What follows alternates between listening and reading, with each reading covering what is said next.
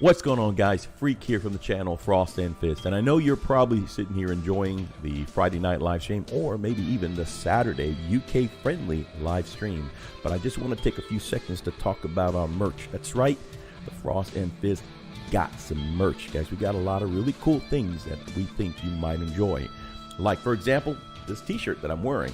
You'll see the Wolf Brother wear it on occasion as well. Not only that, we even have coffee mugs. Come on, you don't think a nice cup of Joe tastes heavenly coming from this bad boy? I submit that it does not. We got a bunch of other things out there as well. You can get really nice t-shirts, tank tops. That's right, guys. You can go around flexing your hobby muscles in front of the ladies. Oh yeah, you can't go wrong that way. You can even get socks. You can even get that cool banner like the one we got, like that one. That's right, that one. So we got a couple of things. Go check it out, guys. They're reasonably priced, and it will help us to continue this crazy cause. And thanks again for helping us out and giving us some support. Now, back to the show.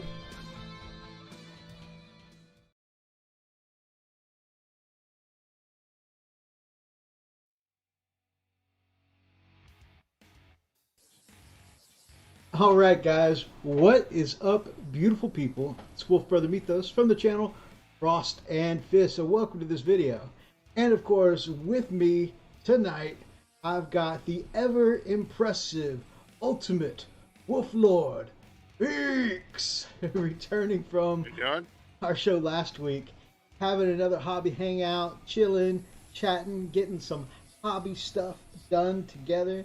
And I think it's going to be a good night. That's right. Trying to keep Freak out of the prison quarantine. The prison quarantine. Like we said, all the funds collected last week and all the funds collected this week for Patreon will be directed directly to his bail. Yep. The chat last week was indeed popping. Got a lot of sympathy garnered for Freak. Lots of people trying to get him out on bail as fast as possible, which we appreciate. And of course, he is still out, still unwell in that regard. So we'd all definitely hope he gets to post bail and get out of that quarantine prison soon. So, guys, we are so stoked to have you guys with us tonight. Phalanx has entered high orbit. We got the Commodore with us so far. And we've got Dave with us all the way from Spain saying, I hope Freak recovers soon. Man, I do too, man. It's definitely, it's not been great to see him unwell for 3 weeks now. I mean, usually nothing keeps him down, but man. Well, yeah, and the more he's out, the more I'm on, and that's, the ratings are going to go down. Not at all, my brother, not at all. It's horrible. So, we're going to do some hobby tonight. Brother Meeks, what you got accomplished this last week and what you got working on tonight? I'm an over-the-road truck driver, so I got nothing done other than putting paint in my airbrush and just starting to fiddle right now. Well, hey, we worked until like 2 in the morning the other night. Yeah, we did. So you probably got something done. Well, right now what I'm doing is I put the Army on hold, and I'm learning to actually do volumes, paint volumes. And so, you know, that's a big, for me, it's a big hit and miss having, you know, virtually one eye. So it's a whole lot of playing around with it, trying to get my volumes right. So that's pretty much what I've been working on. When I'm at the hobby table, that's what I'm working on. That's awesome.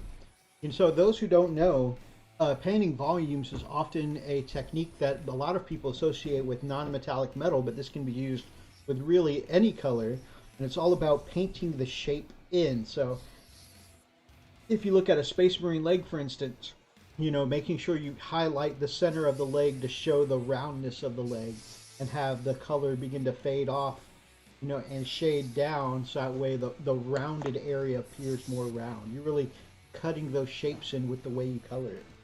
Now, I'm not going to talk too much more on it because I don't know enough. So, to be able all right. So something, I don't know. Hold on a second. Something, if for people who don't know, it's don't look at this as, oh my God, you're awesome. I know you won't, but it's something like how the backpack is. See how the top up here is more white and it blends down into the dark that way. I don't know if you can see it, but that's kind of what we're looking for on that. That brightness at the top, and then where it begins to curve, being shadowed, really helps bring out that round shape. Right. So it doesn't look like it's just a matte. It's just like it's like looking at a poster of a Space Marine. Right. Not one flat color. Yeah. You're trying to build it up so it looks more 3D. So awesome. That's a tough skill to master, and it seems like you are doing well with it. I appreciate that, but like I said, this is really my first attempt at it. So we're hitting and missing and adding. It's a whole lot of adding in color and trying to take it away, and then you go too far, then you can take some more away or add some more. So the good thing that I did learn is that it doesn't matter if you screwed up. Don't get frustrated, just paint over it. You can always paint over it. You know, one of my Chilling Network brothers, Rich from Spray Black Studio, says, you know, if all else fails, you can always spray it black and start again. And I love that phrase because, like you just said, there's really nothing you can do with paint to make the model just unredeemable, right? You can always strip it, you can always paint it black, you can always start over again if you need to. Right. So yeah, that's I'm kind of, I'm enjoying that part of it where I don't feel like I'm rushed to put an army together right now. That's awesome. Can't play anyway, so, might as well just work on skills while I'm down with the Koof stuff going on. So yeah, I mean, you're taking lessons from a pro to get this kind of painting style down, right? I am. Shut it. Yeah, I'm taking some lessons from Squidmar painting over in Europe. So yeah. Squidmar, one of the giants of YouTube. So yeah, I've been doing and he's really opened my eyes to stuff that it was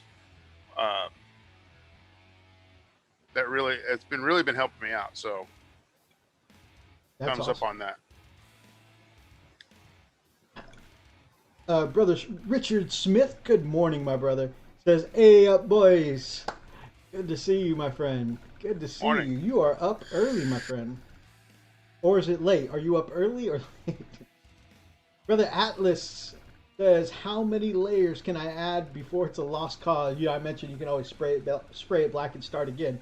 At some point, you're going to build up texture, and yes, you do need to strip it before you can once it starts looking like this, might as well strip it.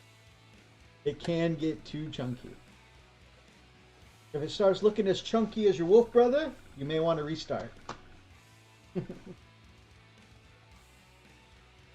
So yeah, other than that, that's about it. That's what I've been working on. How about you? What models have you been working on that volumetric painting with?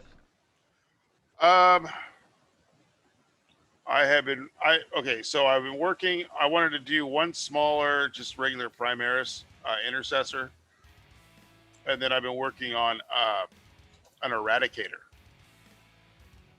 A little bit more bulk to it, a little bit more stuff in the way where I can actually try to read shadows off of the piping and stuff like that. So that's cool.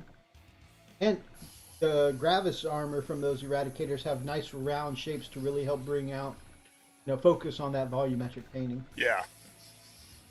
And that's what I kind of went with, because it's like you can sit there and you can play with it a little bit more and see what happens. Very cool. So for the second week in a row, I've had a very widespread focused week where I got a lot done, but not a whole lot on one, except for Tonight while we're working, I'm going to be working on the backpack for this Corsaro Con. And after the backpack, I just need to seal him, and this guy will be done. I've even already got his basing taken care of. So, Nice. my White Scars Captain is complete. And as always, I spent a long time blending multiple colors on this cape so that way it really pops. And then I put it up on my Logitech, and it looks like, yep, it's red. Yeah, but there's like 5 layers of color on there. It just looks like a red cape. God dang. I swear it looks better in person though. Right? Don't they always do that? I don't.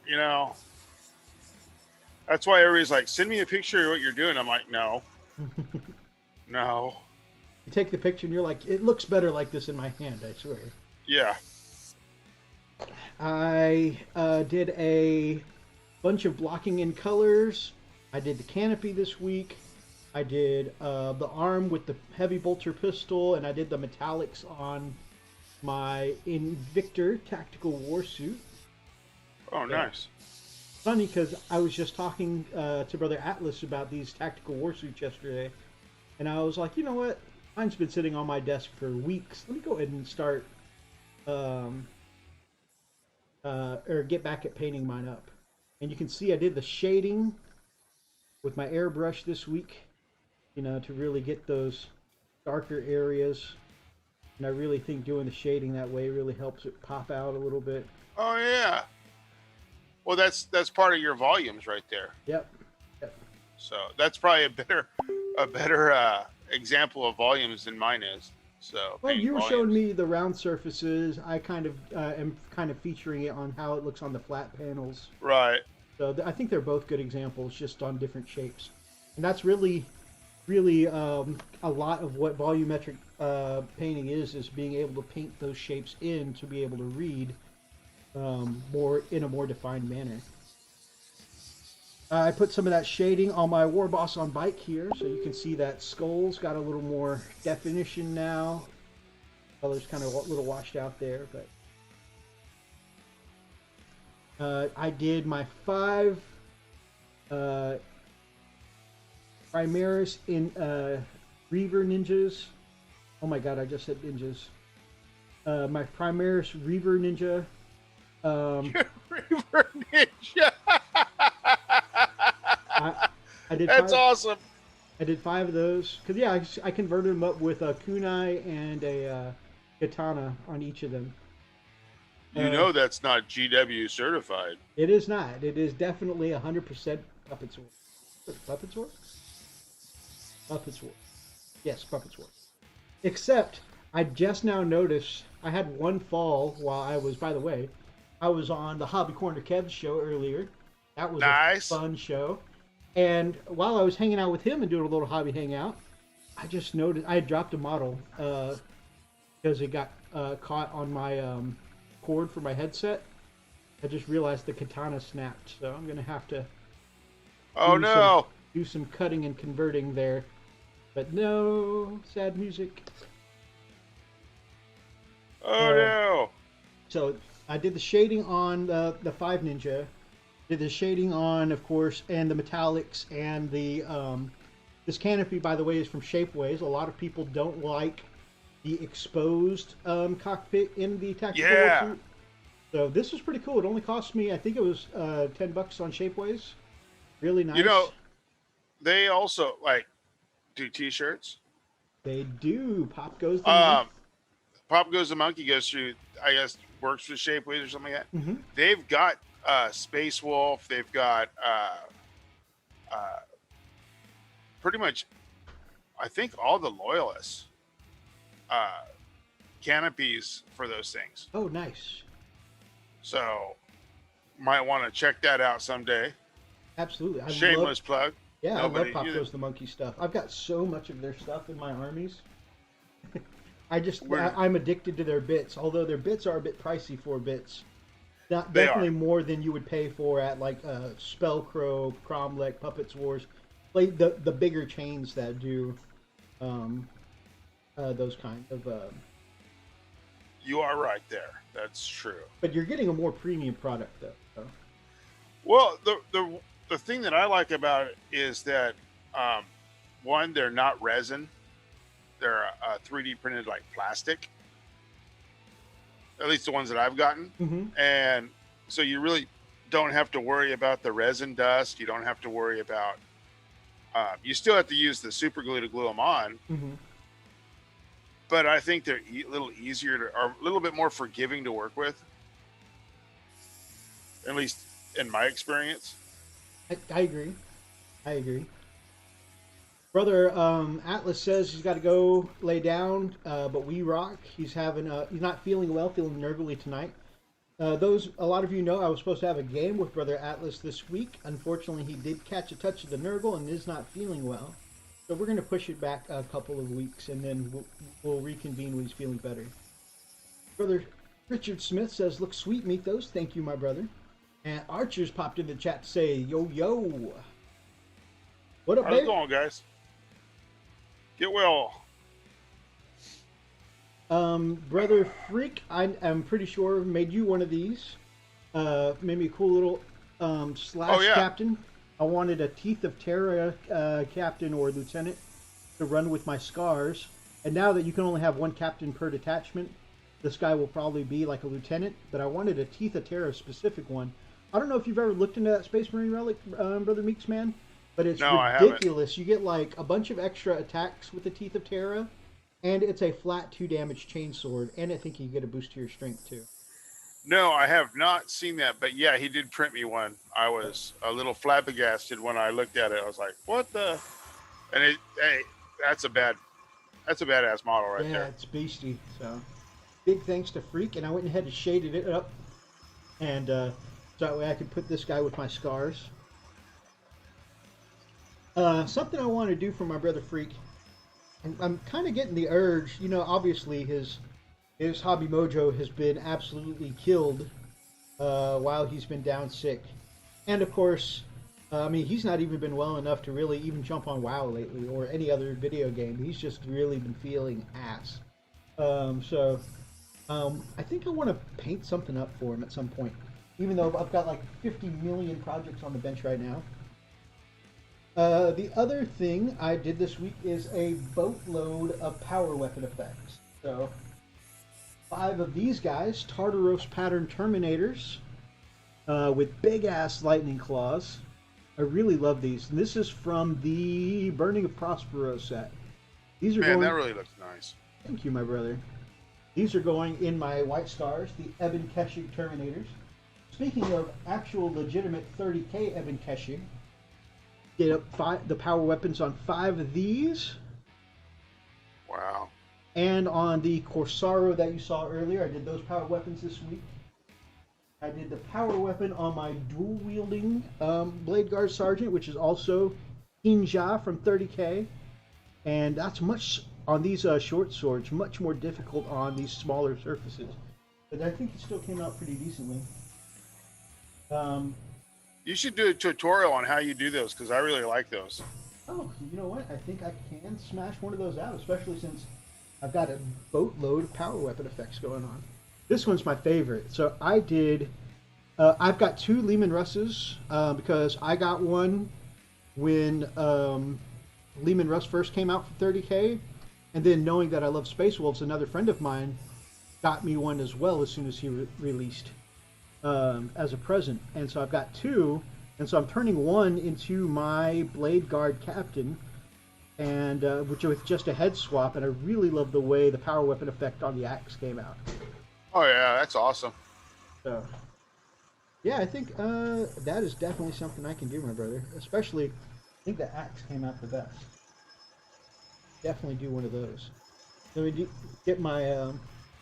I think I got some new lights, thanks to our patrons. Got a new hobby desk, and now I've got a new computer. So I think I finally have a decent setup to do some tutorials. So I'm trying to smash a couple of those out and see how it goes. Oh, I see. I see why Freak is sitting in jail. You're on Amazon, living it up. I'm just living it up. Right. So every dollar helps get Freak out of jail. Ooh, shiny. And and keeps the show going. I did drop by my local hobby shop because they're about to move, so they're having kind of a clearance sale. And I found some of these cool little wolves from the old Warhammer Fantasy. Now, Oh, nice. I have already like 15 or 20 Fenrisian wolves. So I really don't need more, but these were $2 a pop used at my local store. So I was like, Yeah. oh, well, there's 4 of them. Let me take all 4. Right. I think sometimes the used models can be a little almost more addictive than the shiny new box set because you think to yourself, well, it's only $2. I'm losing money if I don't get this right now. You get it home and you're like, did I need 4 more Fenrisian wolves? That's what you tell your old lady. That's what you tell your old lady. Uh-huh. So, I don't think I've won one game. One game I've put all of my Fenrisians on the table at the same time.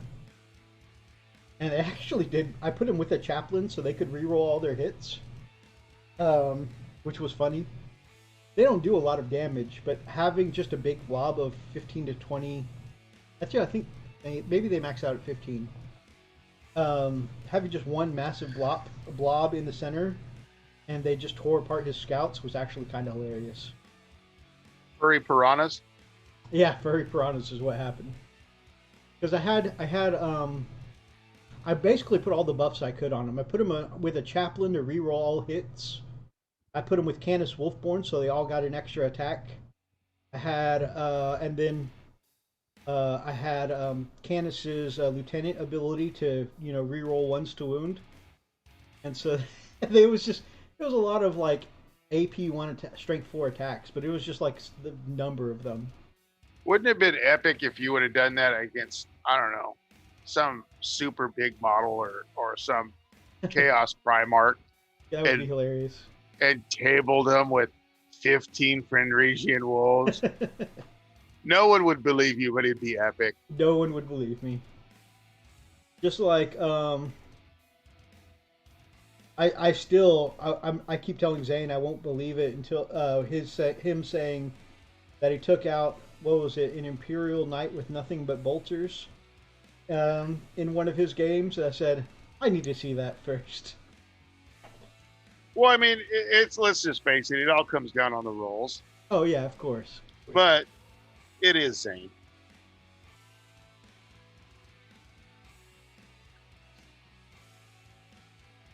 I'm like, that's completely insane. Wow. Wow. And that's the show. Thanks for coming. As we sulk away, shaking our heads. All right, let's get some hobby done. I probably could just sit here and yap all night, but I think I'm actually going to do some painting.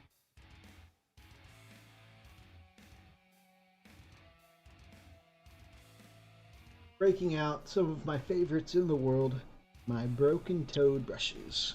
So I did get a delivery today. You did? I got a little delivery today. I didn't even know that they had them. But I do like using watercolors. And they actually came out. I don't know how long they had it. I saw it like a month ago. But I got a delivery from the island of Crete in the Mediterranean. And I got their metallics, their metallic line. I don't know how a gel metallic is supposed to work. I hear it's a learning curve for sure. So, so here's the, I gotta learn how to YouTube or something.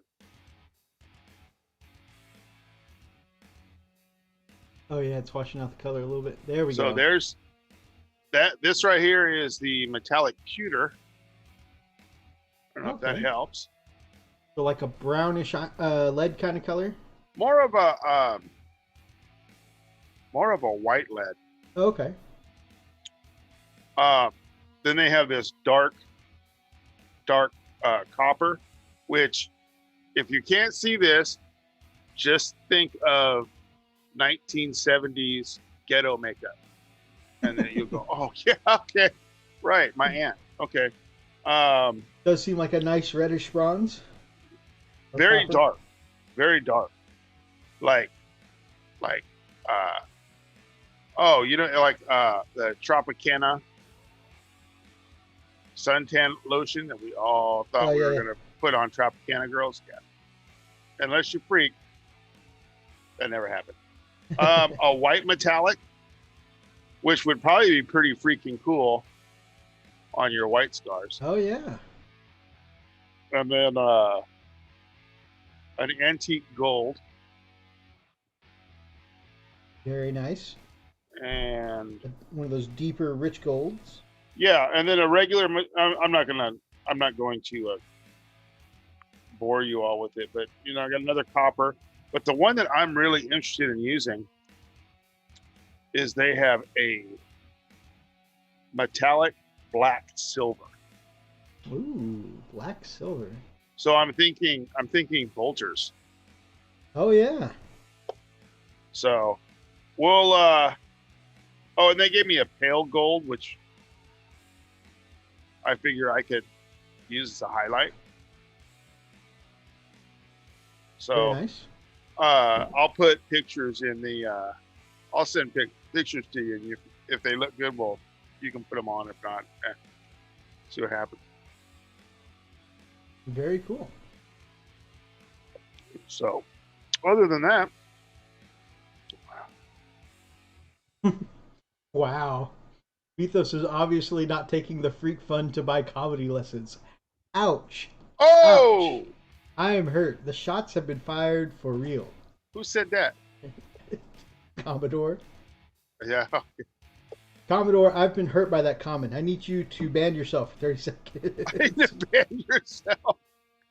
Oh, I'm pleased that his lady let him out of the pit to moderate tonight.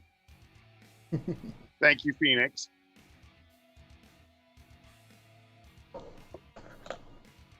You guys don't understand, okay?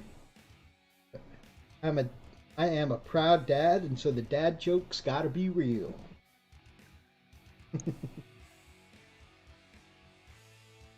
Well, I'm a grandfather, and it's pretty much if they come back bleeding, it's I don't know that I found them this way. It wasn't me. Wasn't me. I didn't do it. So.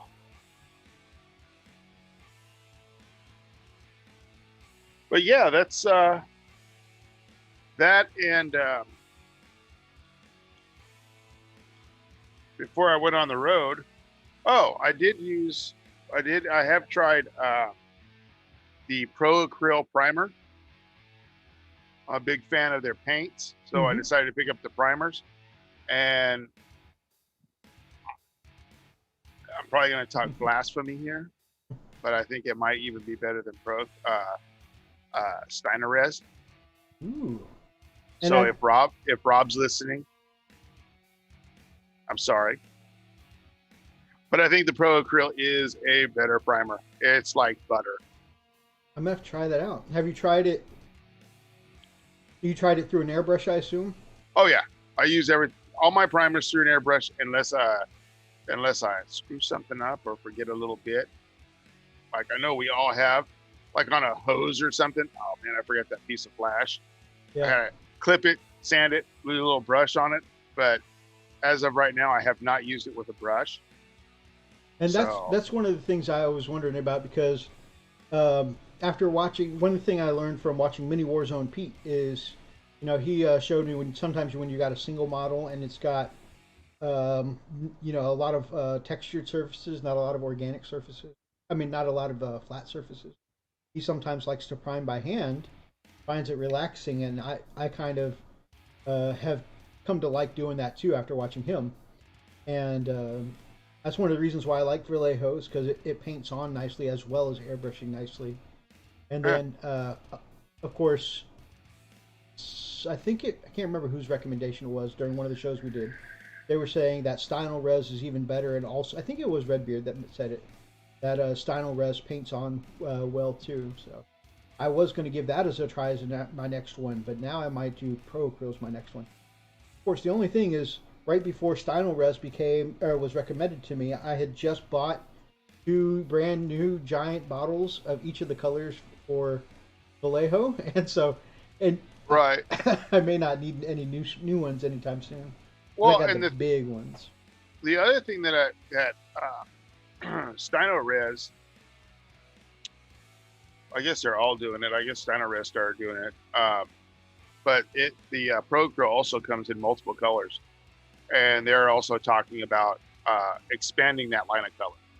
So Okay. it'll make getting armies on the table a little bit faster. Nice. If you don't like painting up from white or gray or black, I know that they have green, red, and some maybe a brown. Okay, kind of like the GW and Army Painter style. I think they're falling Finisher. into that line, but they're talking about actually getting more colors on there. I think there's a green, so. Well, as someone who liked the Army Painter, here's my flat green. Here's my highlights. Here's my shade. I really think that's a great and a really smart coloring system to be able to get your army out there quickly. Prime it all your base color, boom, highlights, boom, shade, good to go. Yeah. So if we, it's something to do. I mean, it's something to think about. If you got a little extra change and want to try out something different, try that Pro Acryl. No, we are not. I am not endorsed by Monument, but I like what they do. Hey, sometimes that's all it takes is liking it when somebody does good work. So, and the other thing is, the Steino Res, I don't know if it's just old, but I've been having some problems with it. I mean, it's like a year-old bottle. And since I haven't been able to prime a bunch, it kind of went funky on me. So, who knows? Yeah, that can be unfortunate, pretty hard. I hear a lot of chatter about vortex mixers lately, and that sometimes you can fix those really old pots with something like a vortex shaker, but I've not tried it myself. Well, I've got one, and I went the cheap way, and it was only like $28, and it kind of does, But I think I need to go. If I'm going to buy another one, I'm probably going to go with the $80, $90 one. Well, you just saved me some money right there because I was thinking about getting the $28 one. Yeah, no, save your money because it's how do you say it without being? The $28 one is like a really fit girl trying to twerk. Just doesn't shake that much, you know what I'm saying?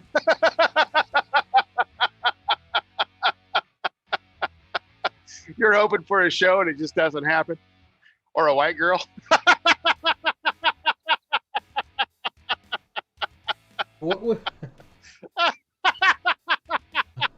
was it Kami kept saying last week? The opinions of the guests on Frosted Fist do not necessarily portray the opinions of the Frosted Fists. But if it's funny, it's relevant. Oh man, I just want everybody to know I appreciate beauty in all forms. So I'll look for the shake anywhere. I'm equal opportunity. I'm just pointing out a fact. Oh man, that really fit girls don't jiggle as much as ones that aren't. Freak's going, God, I got to get better. God, I got to get better. This is motivation for you, Freak. Oh man, funny shit. So yeah. So yeah, I would definitely go if you're gonna buy one. Like I was looking at that one. It's it has like the clear plastic base with the blue rubber thing on top, mm-hmm. and I think it's like 80 some odd bucks. I've heard those are the best. I mean, yeah, you're not going to spend like $150 on one that's for you know, spinning lab stuff that'll probably knock the paint pot out of your hand. Right. So from what I understand, those small ones look like they're the ones to go with. So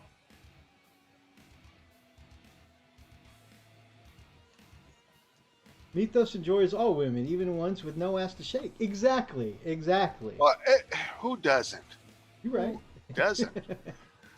I can just see Archer and Commodore going, how can I delete him? How can I delete the guest? How can we get this to stop? It's okay. I'm gonna be 51. I'm a grandfather. I got old man humor. I'm allowed. Oh man. So yeah. Oh right. I was painting gold. Man. What are you using as your gold? For this right now, just the trim on my white scars, Retributor. And that's more than anything. That's because I started with Retributor, and I'm like 2,400 points in. I'm like I have better golds that I enjoy right now. Like you know, I'm real big on the Vallejo stuff, but I've already committed to my color scheme at this point. Oh, right on. I got brother Greg from Gamers with Coffee. Hello, guys. Why, hello, my brother. Welcome. Oh, and one of the Chili Wargamer guys, I was on the road. I'm a Kill Zane. I jumped into his chat. He was doing a live show. Big Mech Dan School, right? Yeah. And he goes, oh, Meeks, clap them cheeks. I'm international, baby. I am freaking national now. I swear to God, I'm going to kill Zane. I just want it noted. I've introduced you 2 weeks in a row, and I have not uttered those words. Yeah. I know. It's Zane. It is Zane. Oh, that's hilarious. So, yeah, it was, you know. Yes, it's funny. But I'm like, jeez. Your reputation precedes you. Come on, man. Be nice to me.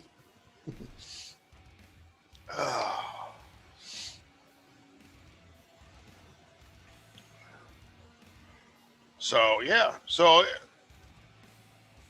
what are you basing it? Are you just going plain Retributor over stuff, or are you actually using a different color? So I've been using Vallejo Desert Sand as my undercoat for the gold. Then I base in Retributor, and then I highlight with the Vallejo gold. Oh, okay. The metal color gold. Which makes the edge highlighting really easy because the Vallejo metal color stuff is like really thin and designed to be used with an airbrush. And so it's like already the perfect consistency for edge highlights. Right.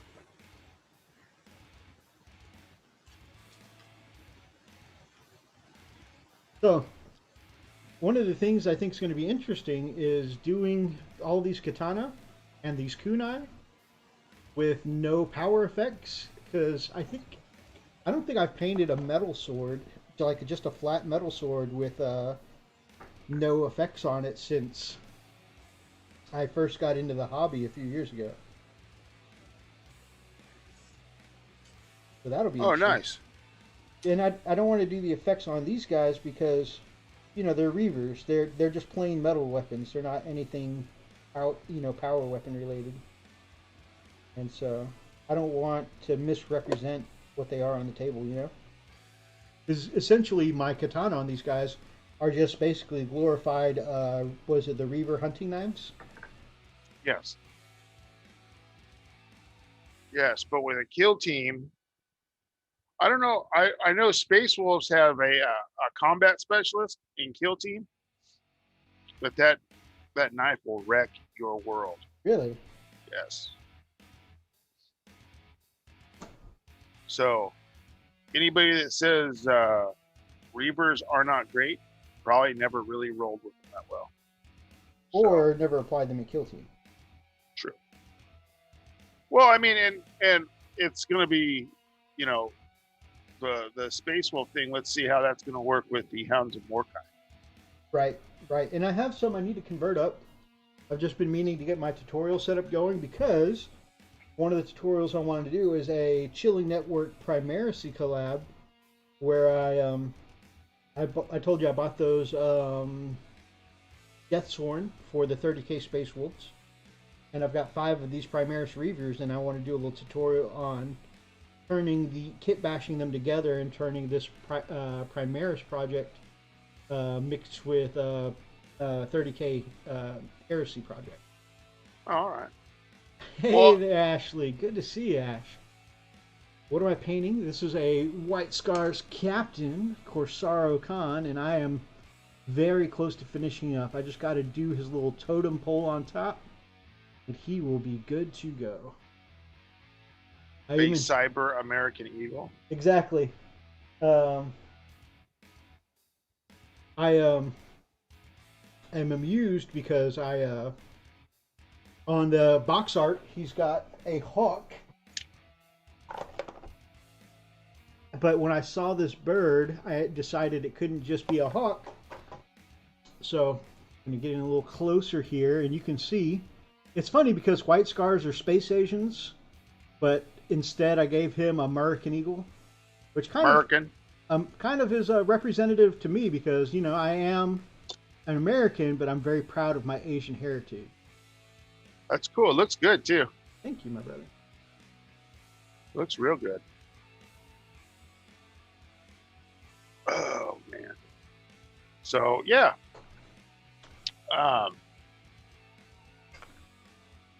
I think I'm gonna be doing some basing tonight. Just some basic, you know, technical, just on my assault intercessors. Very cool. So you got the new Pariah Nexus box set. Speaking of Kill Team, I did. I do have it. Everybody is going crazy for these heavy intercessors. What you think about them? Honestly, I haven't looked at the box other than about 15 minutes before we went on because I was sleeping. But let me take a look. Let me see what we got. So I know everybody's like, "Oh, another Pariah Nexus thing." Yeah, well, we're not showing you nothing. So something you haven't seen, but we haven't seen it, so you have to go through the. You have to go through it too.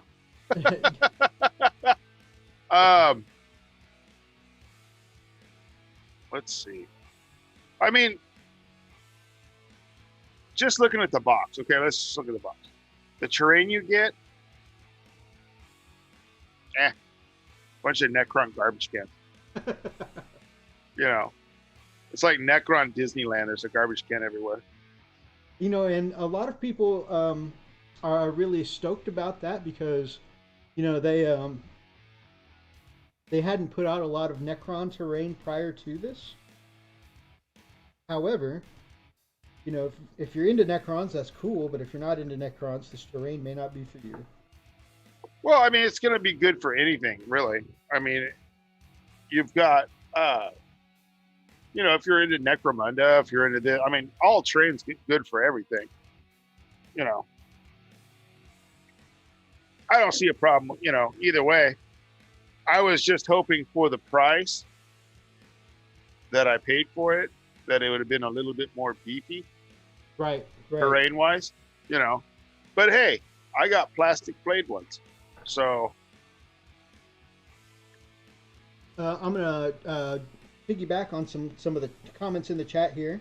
is we were talking about Steino Res earlier, and Brother Archer said the Steino Res stuff is super sensitive to temperatures.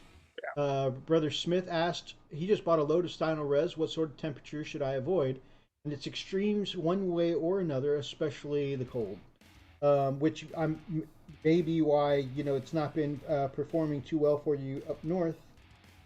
Because Yeah, I live in Pacific Northwest, so it's like we don't get snow, we get ice. So it's kind of, yeah. And I used to keep all my stuff out in the garage, so more than likely it froze and then rethawed and then being chilly and whatnot. oh yeah, So that was probably my fault, not theirs. But I mean, it's good to note though. So anyone who does keep their paint out in the garage or whatever, just kind of note that extreme temperature one way or the other can affect your paint. all right, so what are those guys? I'm gonna look up their stats. The heavy intercessors. Yeah, let me look. And the interesting thing is in the recent codex, their stats already came out kind of long before the models. So that's why some people were hit bashing or 3D printing proxies. They count as their heavy intercessors because their stats have already been out and they're really good. Well, 3 wounds, toughness 5 on your troop choices, which means and you also have to remember that's 2 different games.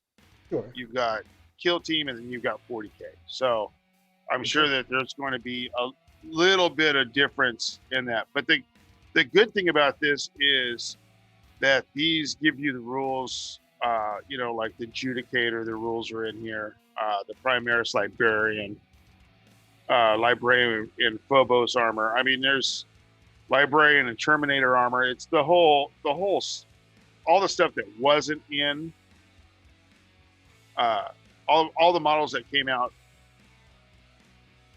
after 9th edition. Right on. Like you've got Blade Guard veterans are in here. Heavy Intercessor. Let's go look at him. 87. So I'm sure everybody else has their books too. So I'm just interested. I'm curious too. I mean, I don't play Kill Team myself, but the game does always interest. Well, I mean, even they've got like the Death Watch veterans in here. So That's cool. Let's see. Like the Heavy Intercessor, move 5, wounds 3. It's weapon skill +3, ballistic skill +3.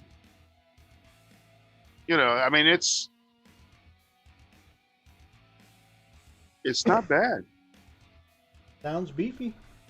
Sounds like he's going to lay some smackdown in a Kill Team setting. Pretty much. It's like, yeah. So, I mean, I'm not a Kill Team scientist, but I mean, this is definitely going to be good for if you play Kill Team or want to get into Kill Team. This is going to fill that gap. So now I'm wondering if they're going to have. Are they going to have that? I'm wondering if they're going to have rules for Hounds of Mordecai.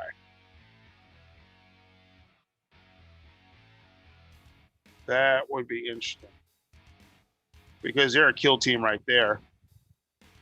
I'm wondering if you can just use the 40K rules over in the Kill Team forum. Got a comment from Wargaming with Gary. Gary, my friend, great to see you. Any news on Freak? Freak is still out, very, very sick. He did have, he's been all week having difficulty breathing. He went to the doctors today. And, got shivved on the way. and it's still going to be. He's got a plan. They've got him on some treatments and stuff right now, but he's still kind of in a not great place right now. However, they've got a plan of treatment in place to get him back. I mean, not like he was admitted or anything. He's okay. He's home now, but he's still not in a great spot. So, like I said, he's been struggling to breathe, and there's been a lot of pain. So hopefully, he'll be getting better soon. Lots of thoughts and prayers for our brother Freak. So I apologize for not being real up on this new kill team thing because I suck at it. So it's all gravy, baby.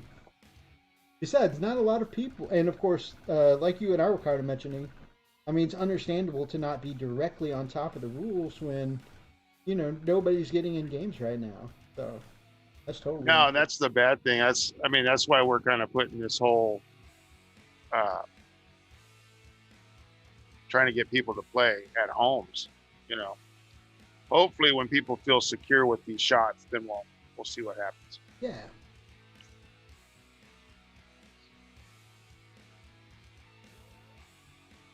So, but I'm interested to see how these new units affect kill team play and how it affects 40K play. Yeah, I mean we'll see. We'll definitely see what's going to happen. It's just I just like 40K. I love 40K. The only thing is trying to get new people involved.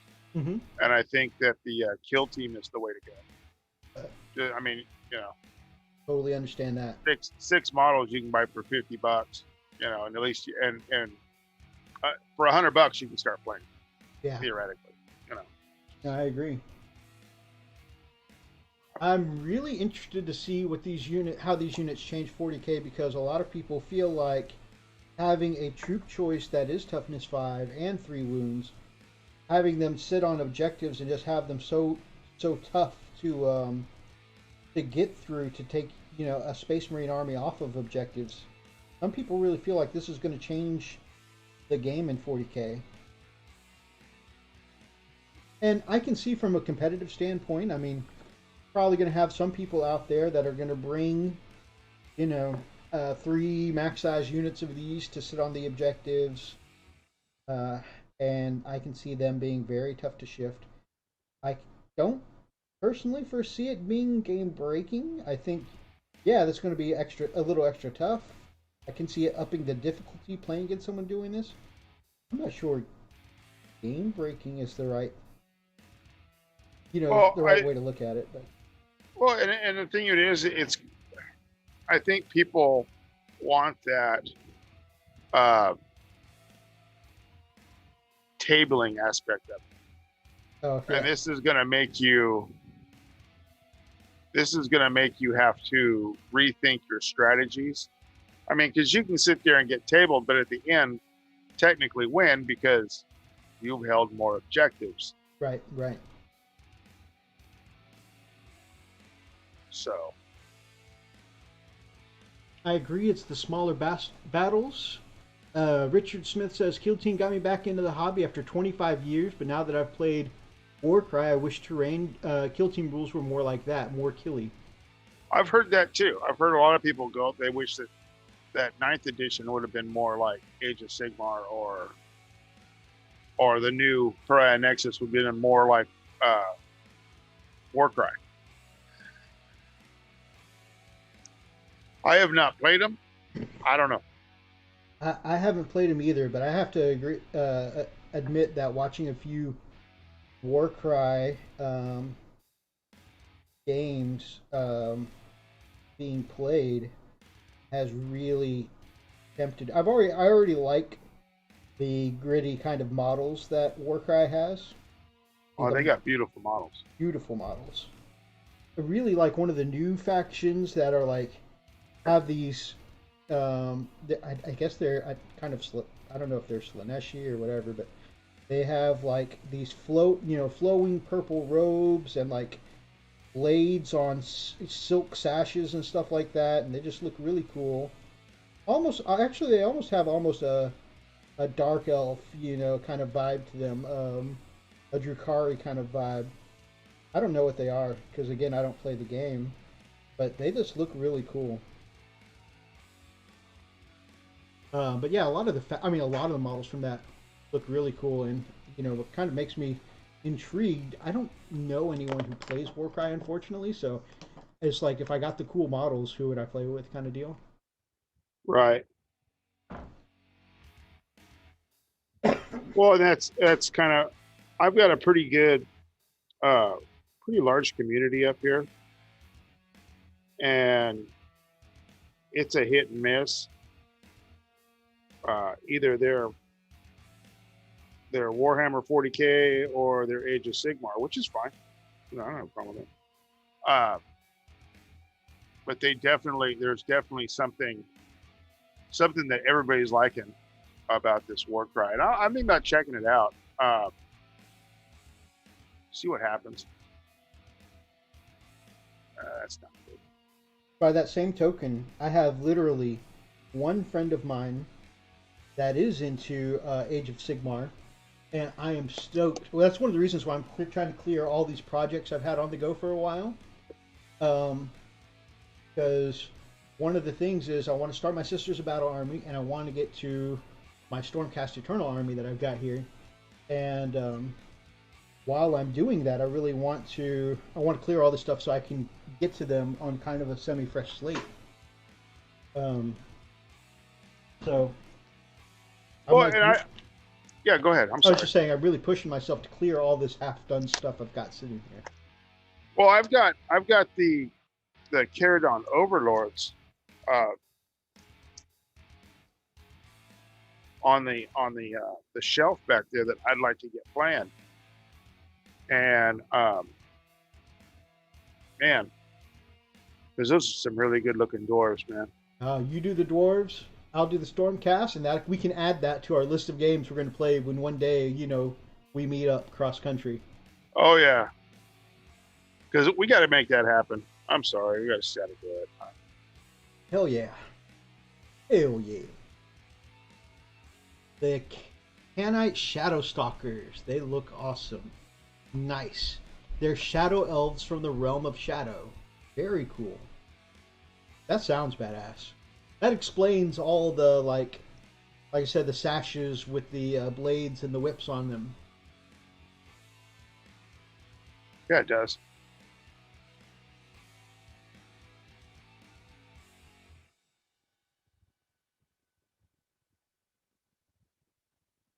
While I'm sitting here looking at this Corsaro Con that I am literally getting close to finishing, I'm probably about 20 minutes away from finishing aside from a varnish. I just had this thought occur to me. Is there any... Well, obviously there are several that we won't mention here.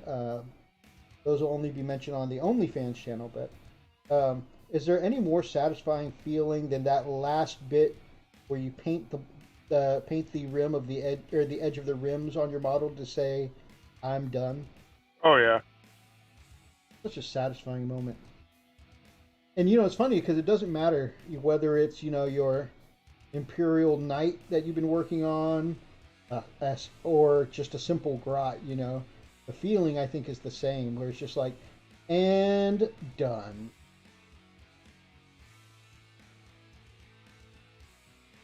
No, I totally get it. Yeah, definitely. Those shadow elves, Ash from Gamers with Coffee says, they sound cool and would be fun to paint. Also, Ashley, don't try and get me trouble with Greg. I meant to respond to both of you when I said it when I was painting. I'm not trying to hurt Greg's feelings, I promise.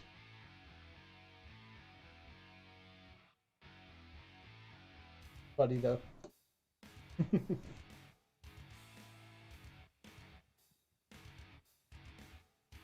Check this out. What do you think about this?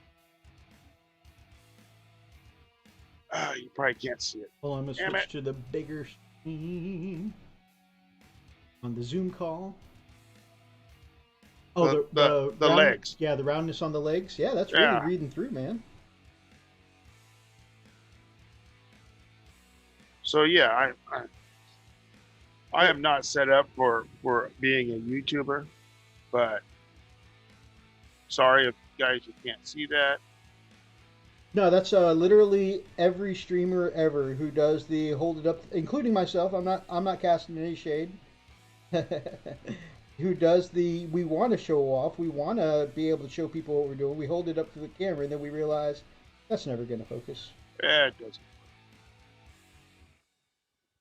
But I will say thank you to Freak who told me what camera to get. So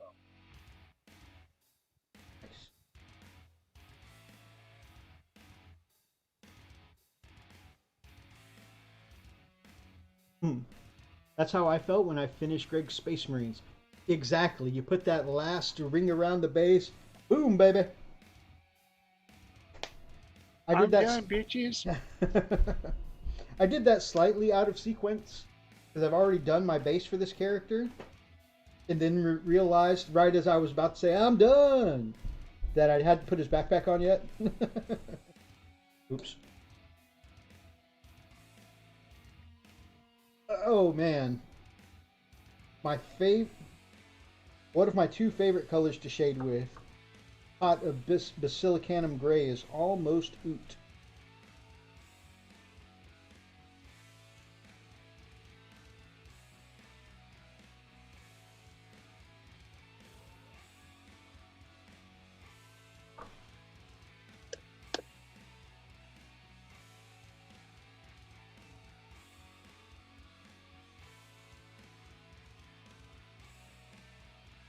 Ashley, I know this is your low sleep day. Have you gotten any rest today, dear?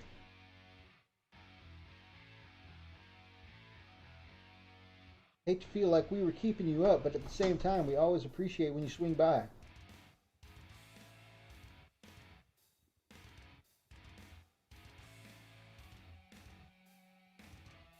Also, have either of you, well, not just Greg, but actually, have any of you played any good video games recently? Some of you know that Lily and I, actually, and Freak too, we recently got back into the World of Warcraft, and it has been a blast. See, I would totally do World of Warcraft with you, but I'm never around.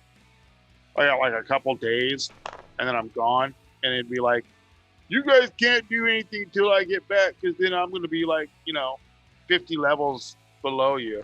Oh yeah, I think that's part of the pressure of why I initially stopped, is because my wife and everyone in the guild, they had lots of time to play, and back then I was a regular, I wasn't in management like I am now. I was a regular security officer, trying to hustle 60, 65 hours a week with that overtime to, just to pay the bills, and I couldn't. I do in 65, sometimes 70 hours a week. I couldn't. I just couldn't commit to the game enough to, and this was before I started hobbying, so I didn't even include painting in my hobby at the time. But I felt like I just couldn't keep up with everyone who was like power leveling and stuff like that, or getting geared out. And I'm just like, I'm never home. There's no way I'm ever going to be able to keep up with you guys. Which and I used to play EverQuest and EverQuest 2, which I love. classic. But that was one of the things. Is like our guild would power level and doing epics and stuff like that. Well, they're upset because I was on the road and they already got my epic for 3 other people, and then when it was my turn to go, they're like, "No, let's do something else."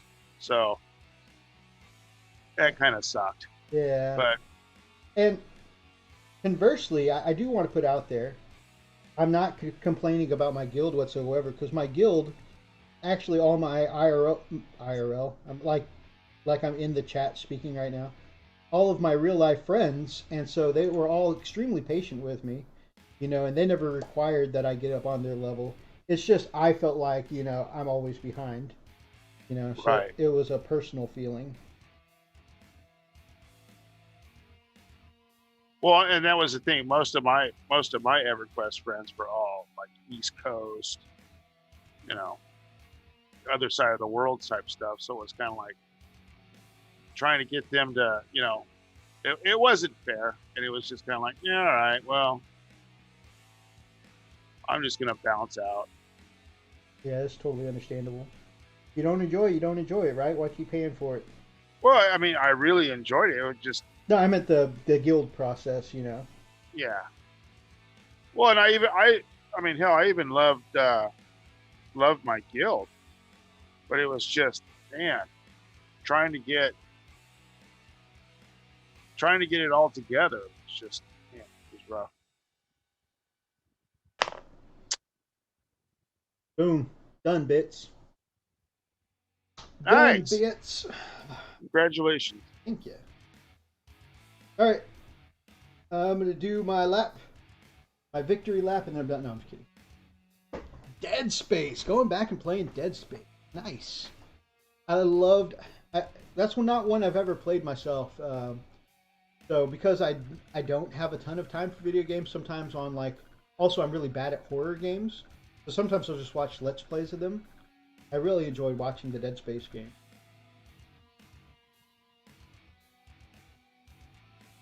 Well, and the other thing, too, I don't know if you saw this. I guess the new White Dwarf gives you codes to play Warhammer 40K computer games. Oh yes, I want to go pick up some of those.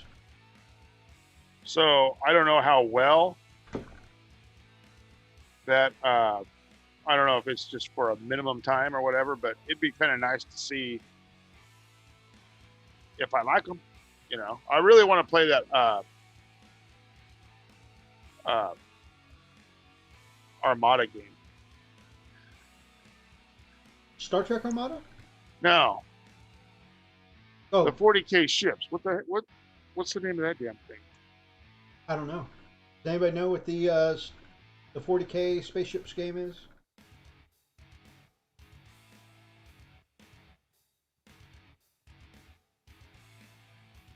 Everybody's gonna be like, oh. I don't either. So it's not Battlefield Gothic, is it? That's what it's called on the tabletop. I don't know if that's what the video game's called.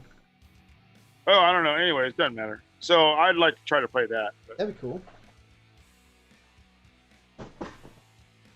Oh, this broken sword bothers me.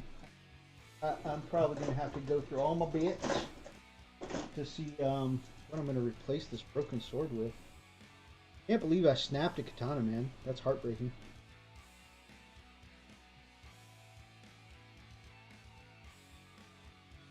yeah, that's like me and dropping bits on the floor. Oh, yeah. Okay, Like, so I it is just wanna start- Battlefleet Gothic. Okay, well I'd like to play that. Also, I was just being dumb when I said Star Trek Armada, because I know that there's a Star Trek game called that. Yes, I would definitely like to play that. Check that out. Sounds like So, it'd be awesome.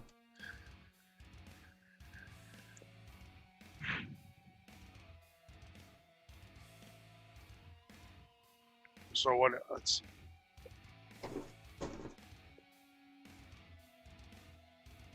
I'm working with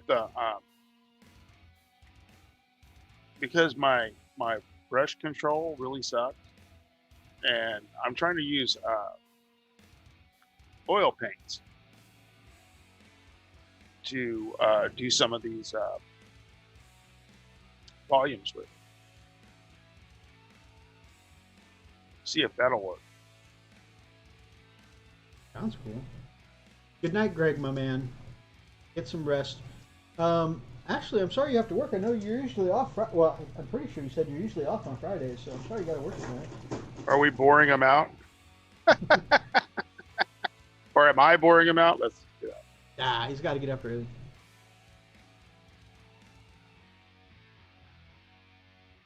put some red paint on it so it looks like blood, and you could say it broke when they attacked other people. It's possible, although it broke right at the hilt. Like, he's just literally just holding a handle. Oh, and the crazy thing is that I bought, just one set for this conversion, and so I don't have any spares. Do you even know where it's at? The blade? Yes. It's right here, but it's such a fine resin bit. There's no way to even like pin that.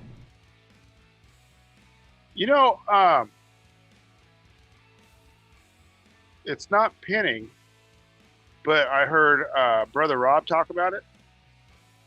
Is that you take and you glue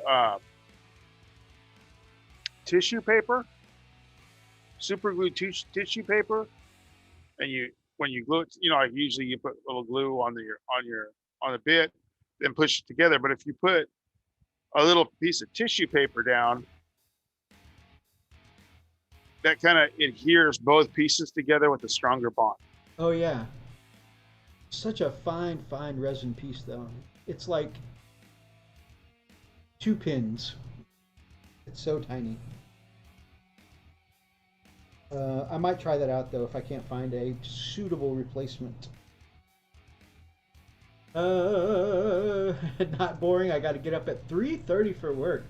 Whew, you are up early, my friend. Definitely get some rest well. You work my hours.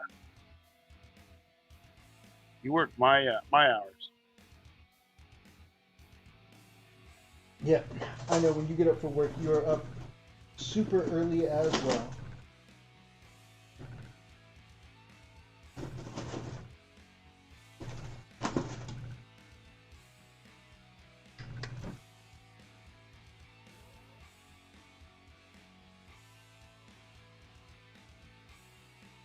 All right, so we know that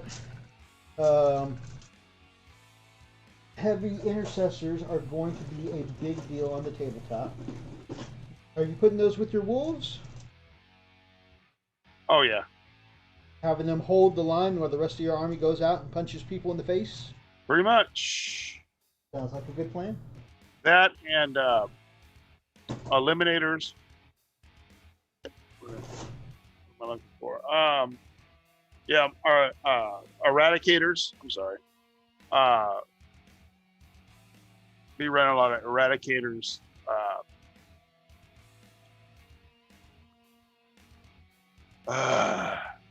It's going to depend. I mean, the eradicators.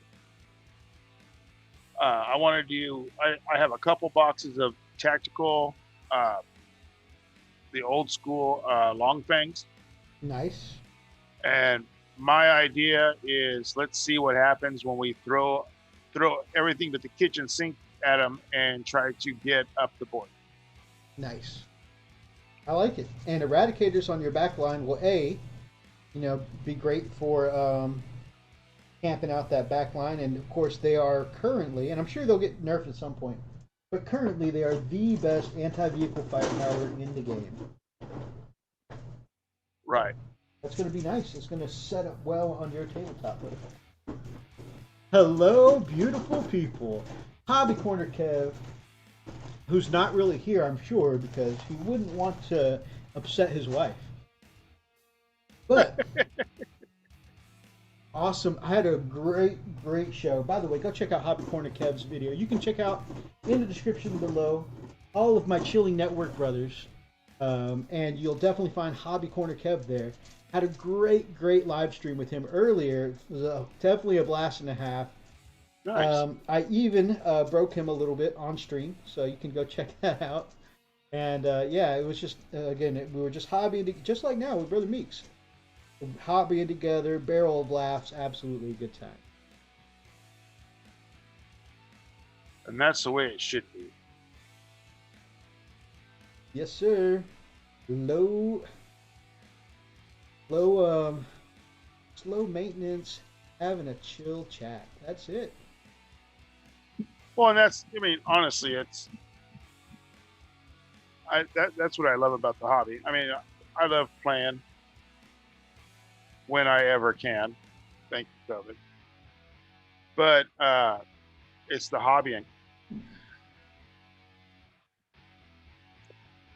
Got a left hand and a. Ooh, we about to- What did you discover? I found a couple of these pickaxes from the Dark Angels box, and I'm going to snip off the hammer part at the back. There's a left hand and a right hand, so the guy who lost his katana. Have you seen ninja movies where they have double commas, little sickles? Yeah. I'm going to give this guy double commas and add to the ninja kind of aesthetic I got going on here. That's not technically right. That's against the rules. That's not WYSIWYG. That's not what GW had in mind. But it is GW Bits. And when you go to a store, that's all that matters. Of course, then again, the rest of the squad has Puppet War Katana on them. It's called just the flavor of it. That's It's not a the GW flavor. Bit. No, I took a regular power sword and shaved it into the shape of katana. That's careful scraping with my hobby knife. That's right. Brother Richard said, forgot to tell you, I've decided what I'm doing with my wonderful demon prince. Going to give him 2 heads. There's a fly-looking helmet I have spare from the Plague Marine set to use. Oh, that's cool. A twin-headed Nurgle demon prince. That's going to be really cool to see. Yeah, that will be. Hobby Corner Kev says that was one of the best hangouts ever. Don't let it go to your head. No, I'm honestly just celebrating him. It was a great hangout with my brother. Don't let it go to your head. Hobby Corner was playing the remastered Command and Conquer post-show. Oh, man. Command and Conquer. That's awesome. Absolutely. Well, have a great rest, my brother. Get some sleep. I know you'll put us back on with your toast in the morning, most likely. So get some rest, man, and we will see you in the morning. Oh man, I had forgotten that they were remastered Command and Conquer, and I enjoyed. Well, I never played the vanilla, but I enjoyed the Red Alerts. So. Yeah, I played Red Alert. I didn't. So I'm definitely intrigued. Oh, and while we're kind of talking about video games, my favorite video games in the world, everybody, is Knights of the Old Republic 1 and 2, Mass Effect Trilogy, and Dragon Age Trilogy. Those are my favorites, and then Final Fantasy. My wife surprised me this afternoon with fresh and new from BioWare, the Dragon Age graphic novel set. It's got some gorgeous artwork all throughout. I am a massive Dragon Age fan. I've got Grey Warden shirts. We've got some their other stuff, hoodies and whatnot. Dragon Age, one of my favorite games of all time. This is such an awesome thing. So, big shout out to Lily, my beautiful fellow nerdy wife. What did she do wrong? I'm sure. She get busted? I'm sure. What's she apologizing for? I'm sure nothing. She's just a very thoughtful person. I'm joking. My clippers. Anytime I hobby on the show, I always misplace something, and then I'm just looking around on the stream. Yeah, for me. That's daily. That's all right. I'm always like, what the? I and then I blame my girl. What'd you do with it? She's like, I don't even go in. Leave me alone.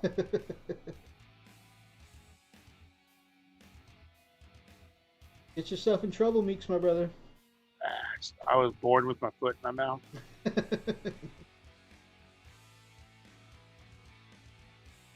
I love the can't remember if it was Bill Engvall or Jeff Foxworthy bit where anytime they stick their foot in their mouth, I think it's Bill Engvall, they just go I'm sorry, I'm a guy. And they're like, oh, yeah, guys, they're just like that. Yeah, right.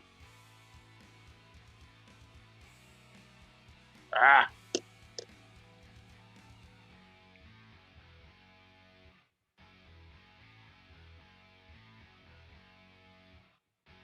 I was watching Gamecraft Dragon.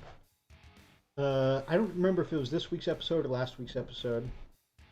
But he was telling Lady Dragon that he keeps one of his hobby knives specifically super dull because it's his mold line scraper.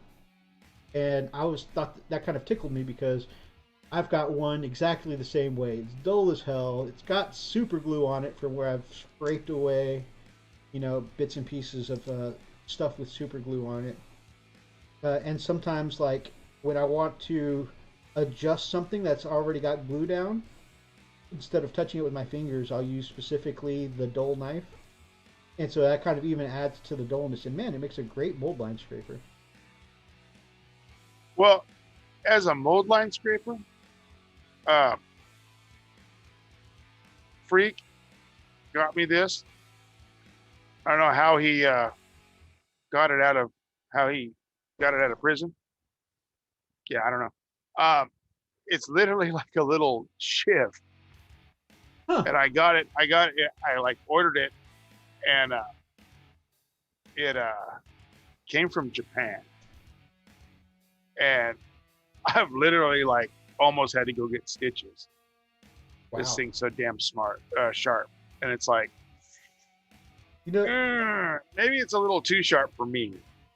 That's love, though. I mean, Freak probably needs a good shiv like that for protection. And yes, it's true. And you too can have that kind of love if you go to the Frost and Frisk Patreon and donate to Set Freak Free. Every dollar given to the Patreon will help post bail for Freak and get him out of prison. If it doesn't go to Mythos's Lights to bring you better content so you could give more money to get Freak out of jail. It's a continuous circle. Oh yeah, we're totally trying to get Freak out of jail. But also, guys, check out this new lighting set we've got for tutorials. Meh, meh, meh, meh, meh. So yeah. God, man, I love those moments that you just find those bits that you forgot about in your bits box, and you're like, "This is going to be a great conversion." I've got so many. I got bits boxes on bit. I don't even know. Like I literally, a friend of mine was like, "I'm getting out of 40K. Give me $40 and you can have my bits box." So I bought his bits box, and then he went back to 40K. Victory! Yes. And he's like, he'll come over and go, "What you got?" I go, "You know what I got? What do you want?" First one's free. That's right. Hobby Corner checked out and went and got some Z's, which is awesome. Richard Smith said, "Yeah, Mythos made Kev's show a million times better." I don't know about that. It's always quality content, and he's always got some cracking guests on there. Great manga. What show is that? I'll have I don't know if I'm that is, up on his show. Yeah, that is the Hobby Corner. He will be covering the new Imperium stuff when it comes out, so he'll be back to 40K content. He has lately been doing Age of Sigmar stuff for the not Conquest. What's the AOS version of the magazine? That's I don't get it because I'm a dirty American. Yeah, they do it a lot of places, but not for the Americans. And that's why we put American Eagles on Space Hawks. That's the big finger.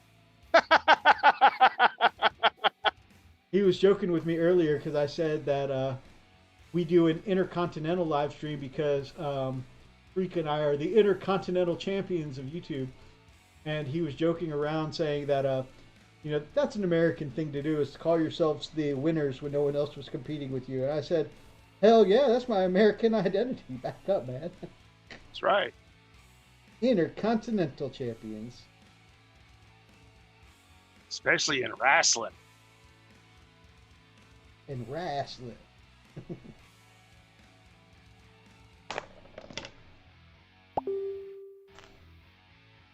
Okay, now comes the nerve-wracking part where we do the snippy snip and hope that this conversion and surgery goes well without damaging any parts.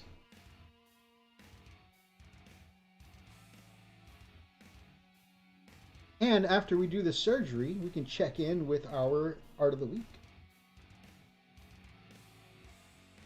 I think I sent you a couple things. Yep. I don't know if they made the list, but there's some amazing things coming out. I will say this: I hate COVID, but the good thing about a lot of it is more people are painting. Oh yeah. So we're able to see a lot more talented stuff coming out. Agreed. And I enjoy seeing it all. All stages. I love seeing new people getting into painting and seeing beginner work because, that's new people in the hobby. Oh, yeah. I love seeing the advanced stuff. People find some amazing and brilliant painters online and they send me their stuff. I love it all. And that's just honestly one of the reasons why I like doing this show. I just like celebrating people in the hobby, And I think you hit it right on the head. Like, seeing more people get active and involved is, if you can say that there's anything good about COVID and lockdown, seeing more people getting inspired to participate in the hobby, or even if they were already part of the hobby and needed to come back, or if they were, maybe, I know a lot of people who used to just play and not really paint. They just had gray before. They're like, well, can't play right now, and they decided to give the painting aspect a go, Right. So overall, I think it's brought us kind of together as hobbyists. Mortal Realms, yes, thank you, Richard Smith.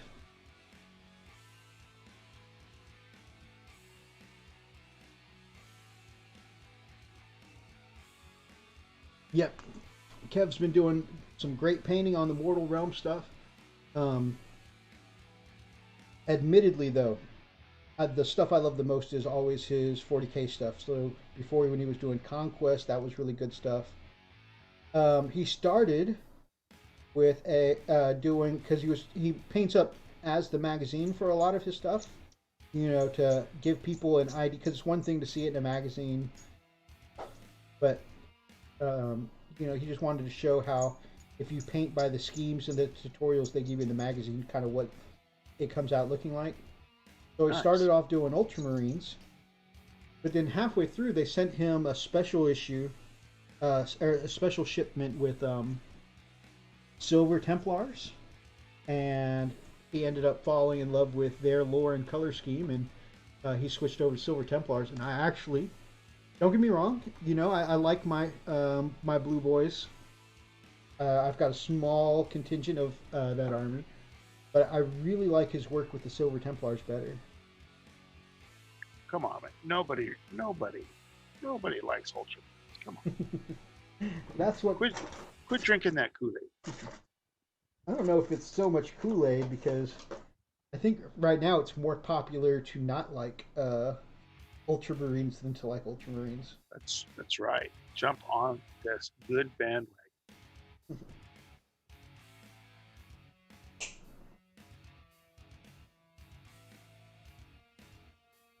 I think because they're considered kind of like the Boy Scouts of the Space Marines. They're the Death Guard of the Space Marines. Well, not only that in the poster boy aspect, but I mean, like, they're the by the book, we play by the rules guys. And I think that aspect turns a lot of people off, Nobody Well, likes yeah. nobody likes their heroes too good. That's why people like Wolverine and Deadpool always do more popularly than say Captain America or Cyclops. You know, That is true. You got a point.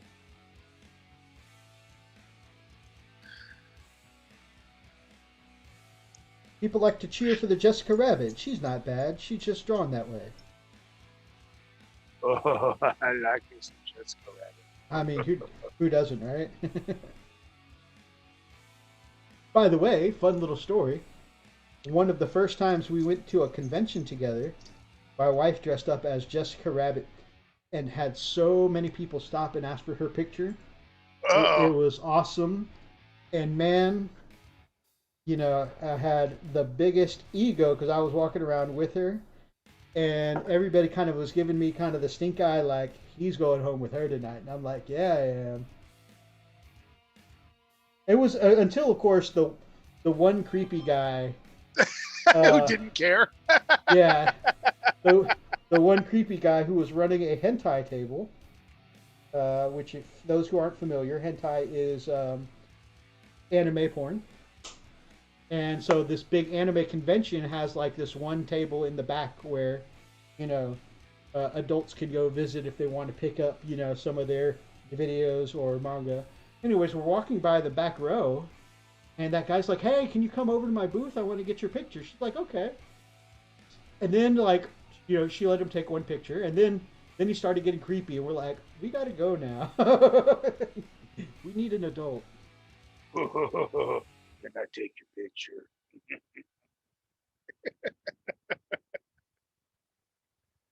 Ah, that is definitely hilarious.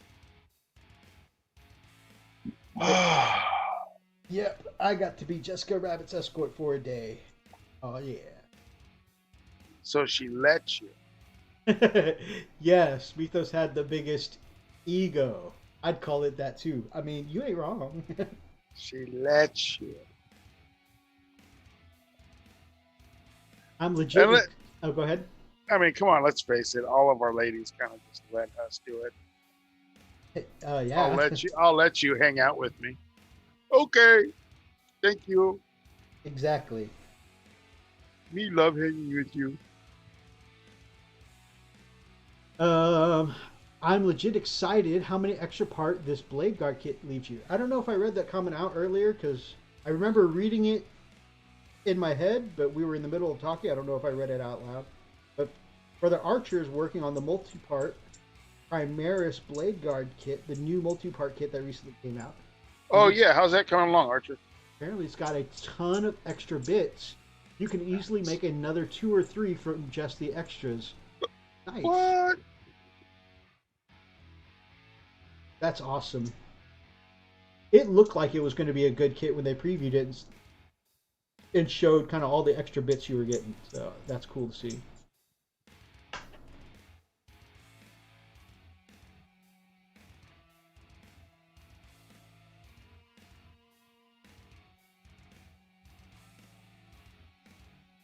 Yeah, that's the thing. I love it when they give you more because it's so much nicer to just be able to sit back and go, all right, we can do this, we can do this, add things, take away. Exactly. And if you like to kit bash and convert, I mean, that's just icing on the cake. Right.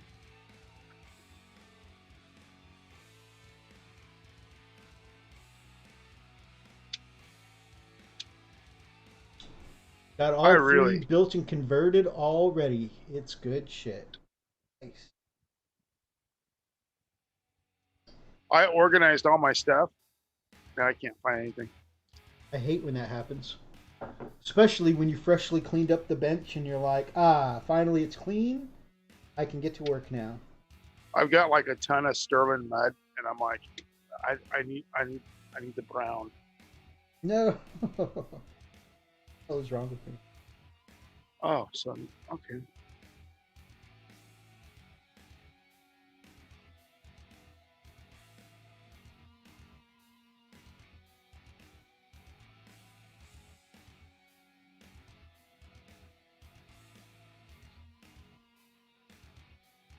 So yeah, tomorrow I'm gonna go down and pick up my white dwarf. Maybe do a little gaming tomorrow night.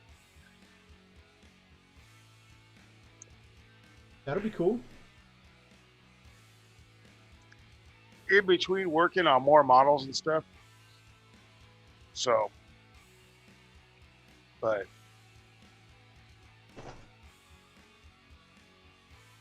Got any planned games for tomorrow? no, Trying to, no. Trying to pick up game? No, there's really nowhere to play. That's the problem.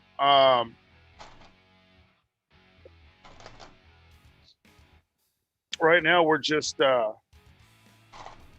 Oh, you know what I need to do? No, because what we're getting ready, like right now, we're getting hit with.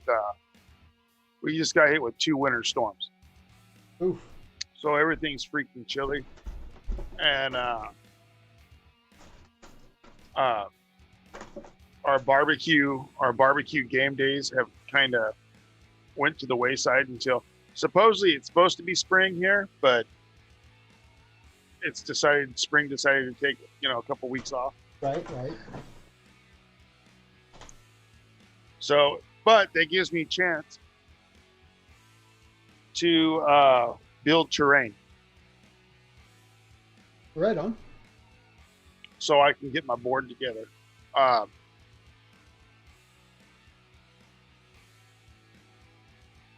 at least get a couple boards together so we can get some guys rolling dice. Because when it really all comes down to it, it's rolling dice.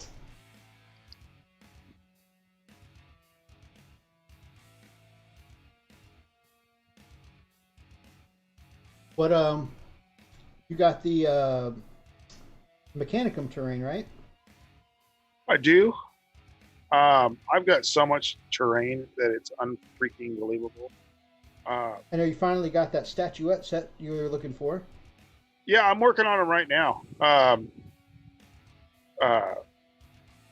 These things are awesome. I just got to figure out how I want to paint them. I'm thinking about maybe trying to do marble. Which Make these technique are you guys- going for with the marble? I think I'm going to do the dryer sheets. Dryer sheet technique. So you lay down your golds and other metallics, and then wrap it with a dryer sheet, a stretched out dryer sheet, and then overspray that with a whatever marble you want to use, and see how that turns out. If it doesn't turn out, simple green it Makes sense to me. or LA Awesome. It's one of those things where it's like for terrain, I could put it down. For these guys, I could put it down without painting it, and it'll be fine. Yeah, I mean, Eventually, I'd like to start doing terrain like Rob over at the Miniatures Paintbrush. His stuff is pretty good. Rob does some great terrain. When I say pretty good, it's freaking awesome. Yeah. So Rob does good shit. New fluff for The Exorcist is surprisingly badass. Yes, definitely. If you get a chance, first of all, I do recommend this issue of White Dwarf. To me, is pretty worth it, especially if you're a fan of the Warhammer video games. They're pretty awesome. And then, of course, if you like, unusual Space Marine legions, there's fluff for The Exorcist and some new rules. And they're just fluffy rules. They are not strong rules whatsoever. You can tell that they've clearly just done this for fun. They put some rules in for The Exorcist, and they're an Imperial Fist successor. Which is funny because Dorn's boys, kind of like the Ultras, usually are by-the-book kind of players. And this is an Imperial Fist successor who does not. In fact, they kind of like keep out of, try and stay off the radar from a large part of the Imperium, because what they do, and I want you to go read the lore for yourself, so I'm just going to give you a snippet. But basically, they, at the end of your initiate training, before you can become an actual Space Marine neophyte, by the way, they have 3 times as many scouts as any other chapter, because most of them don't survive the process of becoming a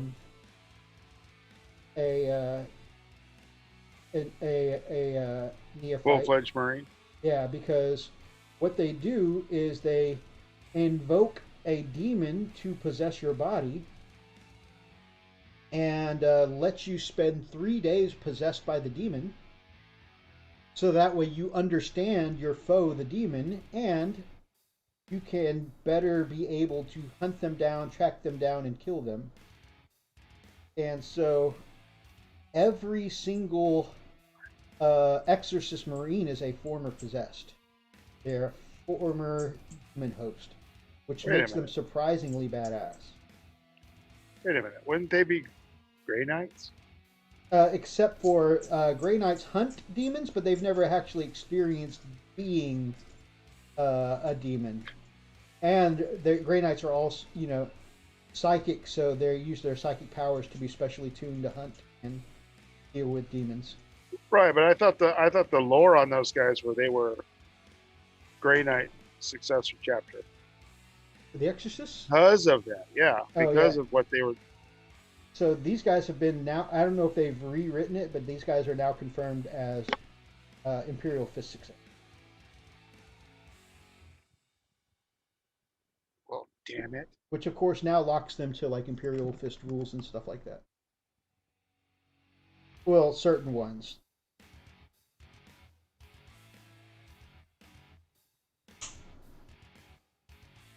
Well, right on. Okay, they were rumored to be Grey Knights for the longest time, but now they've been confirmed as Imperial Fist, so they did change it. So, we are both correct, sir.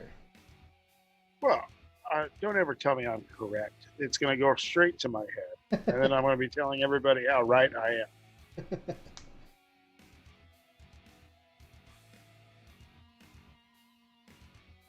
Careful, you wouldn't want anyone to think that you can't stand being wrong. Right?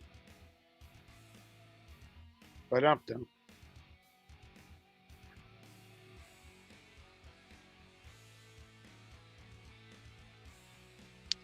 But back to we had a really good after hours hobby.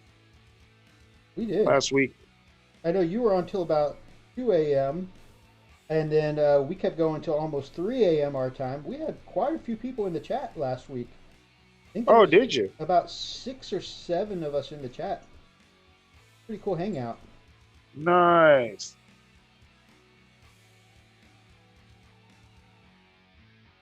Quite spicy. Although I don't really know what times to say for the UK at the moment because of daylight. I forgot about daylight savings, and so we're no longer 6 hours behind UK. I think we're 7 hours until their daylight savings kicks in or whatever. Do they have a daylight saving? I believe so. I think it's just not at the same time. But don't let me lie to you because I don't really know.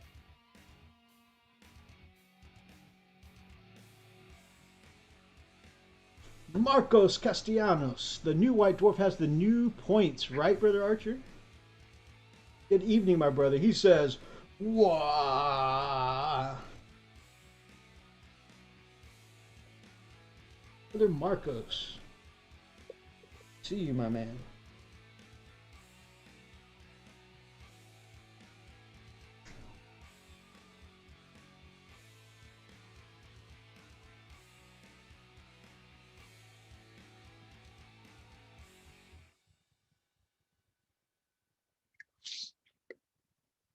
How do I get in on the after hours hobby?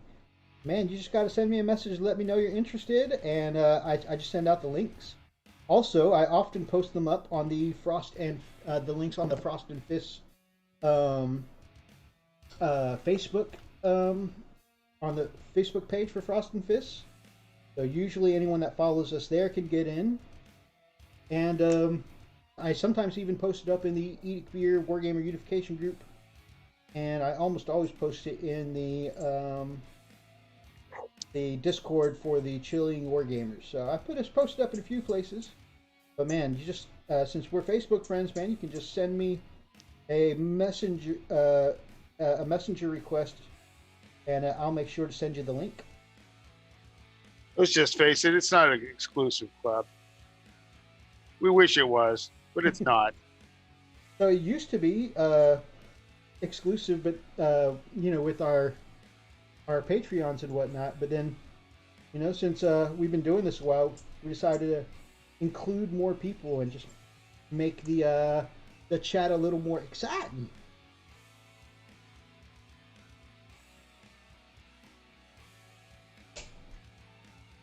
It is a little bit more racy. It's probably not. What day do you do it? We usually do it Friday nights, like literally right after the show. So usually a little bit right after you conk out.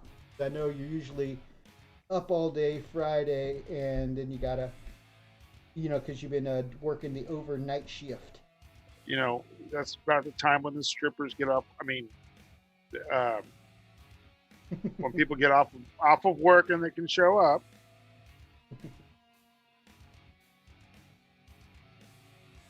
All right, check out that conversion, brother. I really am pleased. This was snapping that katana was a happy little accident. Oh, nice. He's got the double comma action going on. Yeah. See, that looks good, man. That gives a little flavor. Little flavor. So, what do you got for? I'm really interested to see what you found this week on Art of the Week. Oh shit! It's almost 10:30. I got so into this conversion, I lost track of our Art of the Week. All right. Well, we can. Occasionally, we do a Saturday morning one as well. Yep. Once you let Meeks in, it can only go downhill. What? Got a point. Kami's spicy tonight. Who said that? That was Kami. Yeah, that's true. I guess I'll be staying up later on a Friday. Looks like we got a couple more good people coming in for the after show. I want to send a few pics. Hit me up. I'm glad you let me know on here, though, because I usually silence my messenger during the show, so I'm glad you let me know. Anna Mia and Charlie on TV recently posted to their Instagram.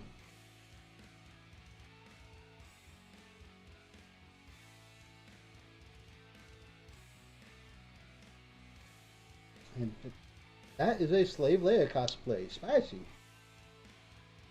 Alright, yeah, send it on over, my man, and I will make sure to put it up. Thank you, Brother Archer. Says that looks good, Mythos. And he also says, Commodore, you're not wrong. Oh man. I feel like I'm being attacked tonight. All right, let's do some Art of the Week. Ashley loves meeting new people. Some good hobby people. Well, I don't know if we're good. Depends on what you mean by good. Yes, so. All right, switching over to Art of the Week.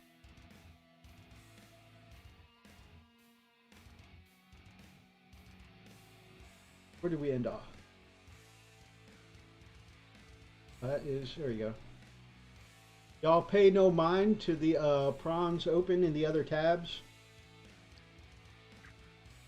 While we could definitely argue that those are Art of the Week, probably not appropriate for this show.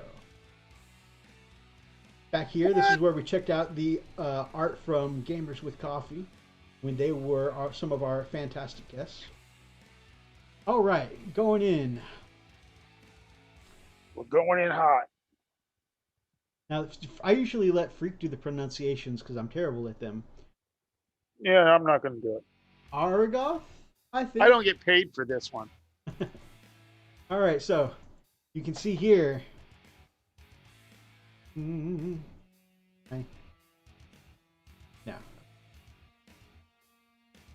Forgot how Freak said to zoom in on these. I like how he's producing from jail. Okay. Well, apparently I'm not zooming in on these. All right, so we got Argoth here.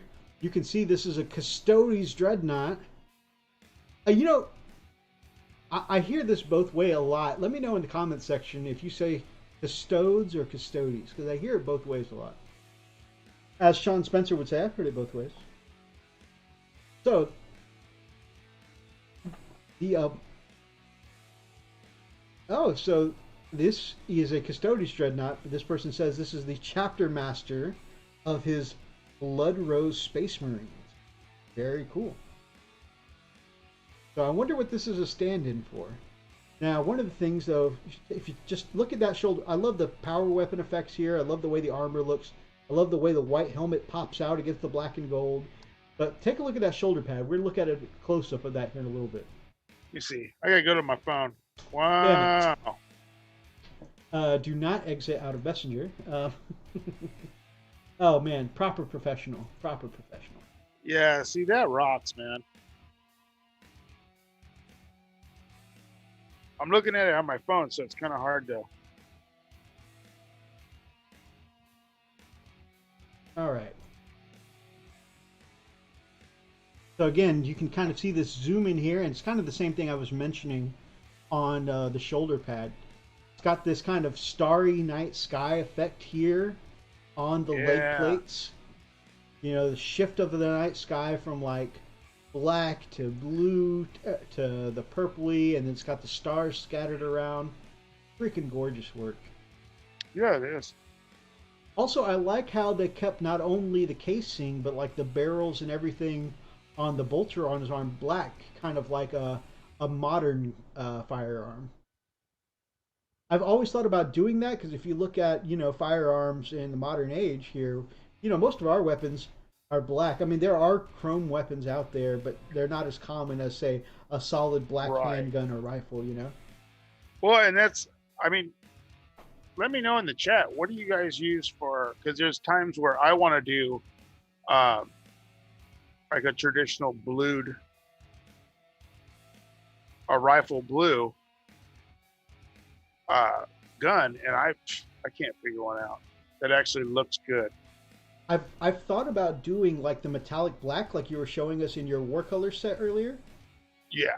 I thought about doing like the rifles and stuff like that, a metallic black to make it kind of look more like a modern weapon. Right. I think that might be good.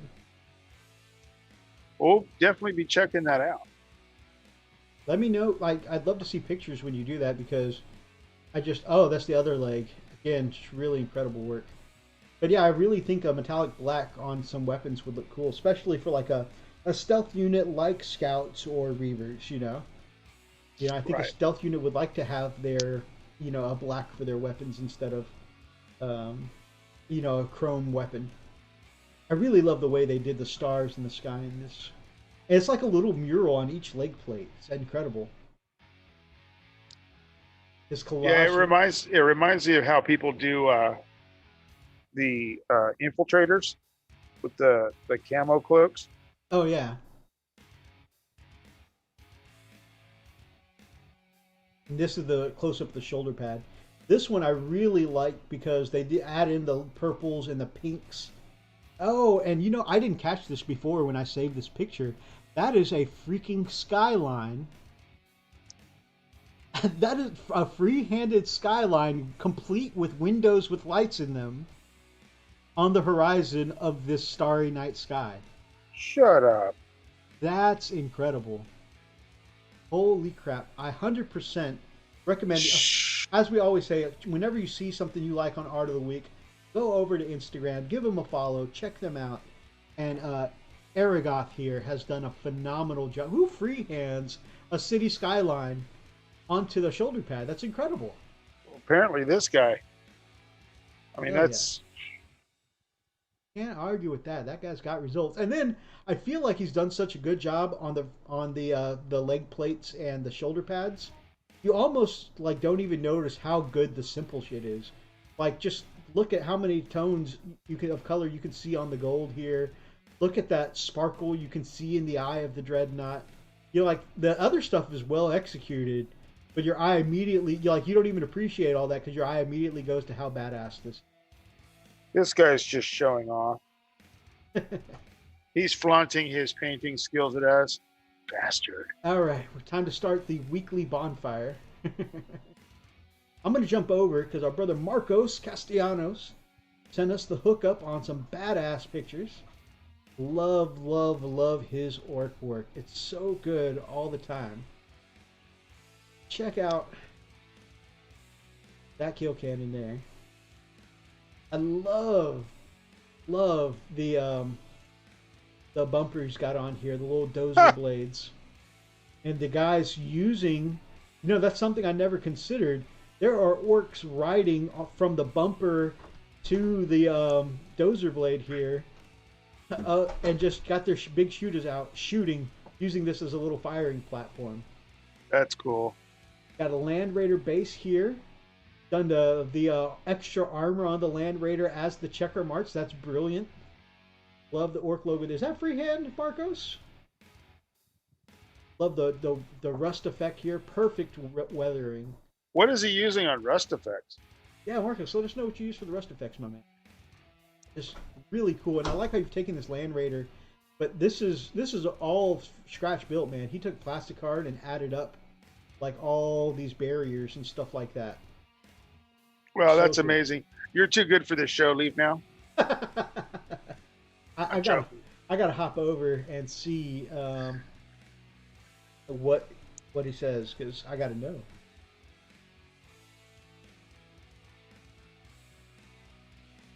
Beautiful paint job on that leg. That armor looks awesome. Said no, it's from Blood Bowl. It's from the barriers. Oh no, I think that was the symbol in the middle. Okay, that makes sense. Yes. Nice. Yeah. So, what is your method for weathering in rust? Because this rust looks really good. It looks legit, like you've got some old pieces of metal here. Greetings, Sir Teabaggins. Ooh, orc builds. Mr. Teabaggins, good to see you, my friend. I use a lot of different rust effect paints. I like the Army Painter Rust and Typhus Corrosion as well. Nice. I mean, there's no arguing with the results. It looks damn good. Right, yeah. Really great work. This is just so inspired. I've always liked the idea of taking an Imperial vehicle and looting it, and I always feel like I wouldn't execute it that well. But man, like, you can still see that they stole this Land Raider from somewhere, possibly from an Imperial Fist. But then, I mean, he's really made it his own, you know? I really want to do an orc army where they loot a Primaris vehicle and they can't get the hover stuff to work, so they put a bunch of rods underneath it, lifting it up, running towards the enemy, you know? That would be hilarious. It lifts! It works! It's kind of like this, sideways, you know? Like one side is carrying it better than the other? Yeah. He also uses Rise of Rust in several washes, so he's got a whole recipe going on. Yeah, here. he's got a recipe. That's awesome. I mean, it looks awesome. It looks like it, just from the picture, you know how rust gets that powdery look to it? It's got that powdery, like it's been sitting for, since 1938, Yeah, I'm not going to lie. The rust is so convincing. It reminds me of one episode I watched of Essex Boys. And it was, I think he was doing the scoreboard or the board up behind the bleachers. And he was like, yeah, I needed some metal to go back here. And, oh, hey, look, I found this rusty piece of metal out in my yard. This is going to save me some weathering. And he just took this rusty ass piece of metal, flattened it out, and put it up as his board. And I was like, that's brilliant. There's no arguing that it looks rusty. And that kind of reminds me of this. Well, it looks like a legitimate piece of metal that sat out. This looks so good. I need a tetanus shot. Just looking at it. Just looking at it, I need a tetanus shot. By the way, what does this count as, Marcos? Is this the gun wagon, just a regular battle wagon?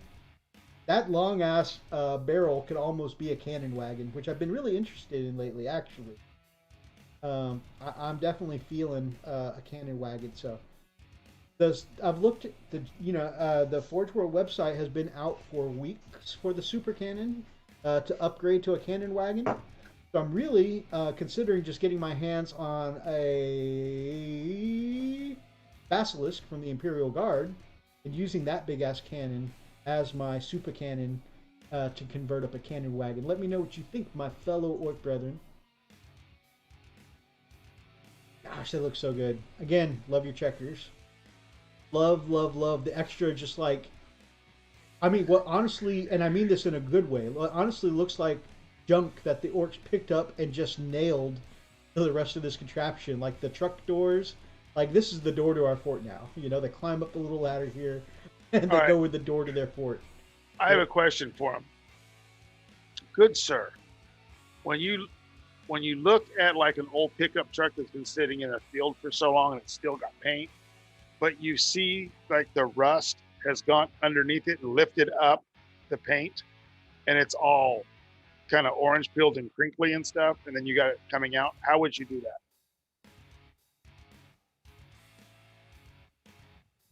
Not to put you on the spot, but that's something I've always wanted to do, and I've been thinking, like because I've got a Chaos Knight that I'd like to do that on, and I'm trying to figure out how to do it. And obviously, since he's the master of weathering the rust. You are a subject matter expert, Marcos. That's a Basilisk Earthshaker cannon on this tank. Ah, okay, so it looks like I'm on the right path here. Awesome. And I've got the added benefit that I've seen how successfully you made it look, Marcos, so I know that going the idea of using the Basilisk for a cannon wagon is going to work out real well. Man, this really makes me want to go work on my Jotunbane. Baneblade Kit Bash for my Fenrisian Guard. Very nice. Hell yeah. Man, I was really considering making a Fenrisian Guard to go with my Space Wolves when Loyal 32 was an option, because I liked the look of the Chaos Warriors, the ones that got like the big horned helms and the fur cloaks. And I was just going to snip off the shields and melee weapons to put las cannons and other stuff in their hand, las rifles, and stuff in their hands. And yeah, so I was like, this could be a cool idea for a conversion. But of course, before I could execute that, which I actually think I had the Chaos Warrior sitting in my cart, but now you get really punished if you mix in, Imperial Guard and Space Marines and stuff like that. I might do that idea later on, just for funsies, or if I ever just decide to start Guard at some point. Although I have too many armies now, but I would definitely love to see the way your Fenrisian Guard come out.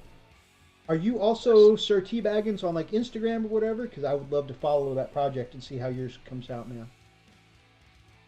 To answer your question, Brother Meeks, Marco said he would start with rust, and so do all your rust effects and then stipple the paint on top. And then the way you stipple it, of course, comes up as worn away paint. Right. Yeah, that makes sense. Thank you, sir.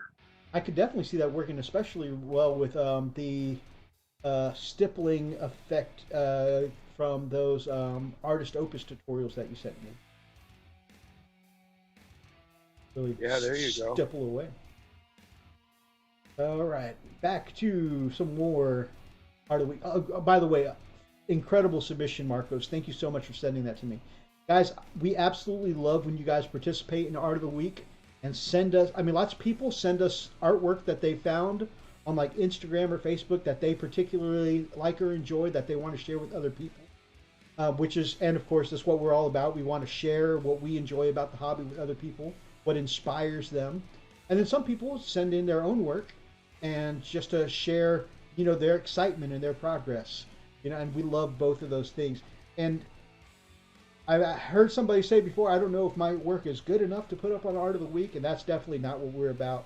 Any skill level, we want to celebrate you doing the hobby. So, guys, whenever you feel like it, send us over some good stuff for Art of the Week, and we would love to review it with you. I say review like I'm a critiquer that knows what I'm talking about. I'm just some guy who clicks on pictures and says, I like this. There needs to be a advisory that we are not professional critiquers, and we're really not even really that good at painting. So Oh, I don't know why it won't let me click on this one. I'll have to come back to this. It is letting me click on this one. This is Fletcher's painting, a commission that he did for Siege or painted for Siege Studios, and this is a Mandalorian. And I think I would love if I didn't already have two um, Vindicar assassins. I would love to do one of these Mandalorians as a Vindicar assassin. It looks so good. Like it's just spot on. And I really love the show The Mandalorian, and I think this is such a great tribute. This is the way. that is a good show. Oh man, how cool would it be to have this guy in your army? It would be badass. And before anybody, says anything, I don't have two Vindicaris because I like being a cheesy player. I had one that I got. It was a father. Can't remember his actual name, but his father G something or other from Infinity that I thought would be a great stand-in because at the time I didn't like the. Or it's not that I didn't like. I had already painted up two Vindicar assassins for commissions, and I didn't want and they were both for players who played in my local area, and I didn't want mine to be exactly the same as their two, so I wanted mine different. So I'm like, let me pick a different model, also with the big ass rifle, that could be a decent assassin. And he was a guy, I like trench coats. This was a guy in like body armor and a trench coat. He had the big ass rifle slung over his shoulder and just kind of, doing the finger guns out in the distance, like. Phew. I was like, this guy's gonna be cool. I painted him up, got him on the table. A year later, I was doing the what is that loot crate service called? Asset Drop, and I got a female Vindicari model that was really badass. I love the sculpt on it. I painted her up. She's up there on the shelf. So not close enough for me to show you all, but painted her up, and that's the one I use in my games now. So I'm not trying to be cheesy, all like I've got two Vindicares, but I would love to paint this one up to have as Vindicar too. Again, I never play them all in the same game. I just like the different sculpts to be used for sniper models. And what better sniper can I play than a Vindicar? Check out this effect here. I love the camo effect. Like his cloak is blending in with the muddy background, and then the little energy wave to show that it's a digital effect. Like he's coming out of cloak or going into cloak. Like a digital stealth technology. And that's something that I was talking about with Hobby Corner Kev earlier tonight, because he had mentioned that sometimes he hears people talk noise about the Invictor Tactical Warsuit, and they're like, how can this big old warsuit be stealthy? And it's like, well, I mean, they've got tons of digital technology for that kind of stuff. And if you look at like some of the Horus Heresy books, the Space Marines do have some things where they create like a force field that keeps you from seeing something until you're right up on the person or whatever. So it's possible, it's feasible. Maybe they got sound dampeners and all that stuff. I mean, who knows? It's thousands of years in the future. Who knows what technology is? But anyways, yeah, I really like the digital camo effect. That looks really cool.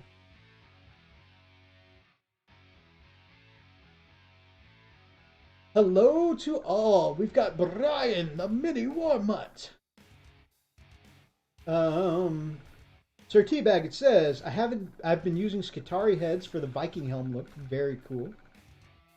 And I haven't taken many pics since I've been working so much, and none of my stuff is painted since I'm struggling for a scheme. Man, I understand that feeling, and that can sometimes be a big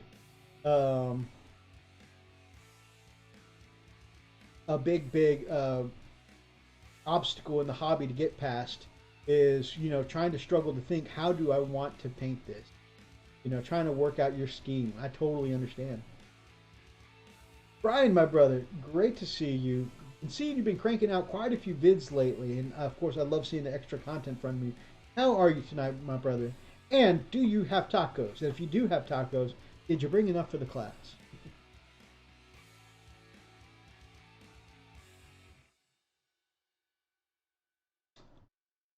This was submitted by my brother Thomas, the Hell Child.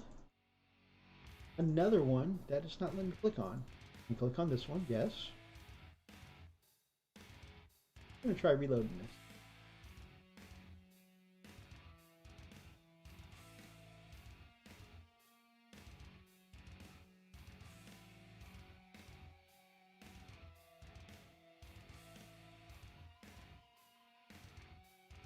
Why is it not letting me click on certain pictures? Technical expert here on the Frost and Fists. All right, I'm gonna have to bring this back at a different time. What about this one? Okay. Of course, almost everybody in the hobby community knows Flameon Miniatures. Their metallic work, their painting in general is known by people all over the hobby. Flameon Miniatures always do phenomenal paint jobs. Also, they have, I believe it's a Patreon. They have some way that you can go to their Instagram page. You can actually get lessons from them. They'll teach you how to paint. They've got tutorials and stuff like that. So I would definitely recommend, if you want to reach a high-end standard of painting, Flameon Miniatures is always really, really high-end level of painting. Such great work. I love these silver and red Custodes too. I believe they're silver. That just looks absolutely incredible.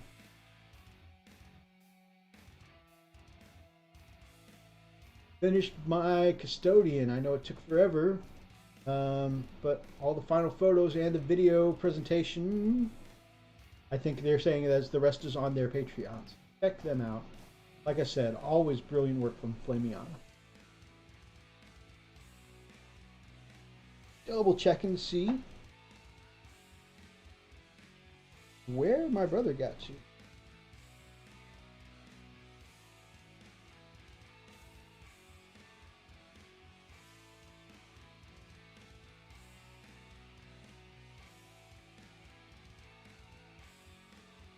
Lupus says, Russ. And Mini Warmup says, no tacos, sorry. And he says, I am a proud grandpa. I saw those pictures up on the Facebooks. Congratulations. Absolutely congratulations. Thought I'd stop by and listen to you while painting up a TT Combat gas station for my table. Gotcha.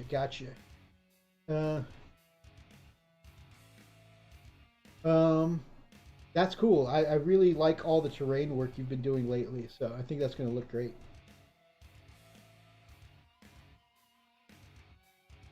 Brother Roxas says, yo. Good evening, my brother. Good to see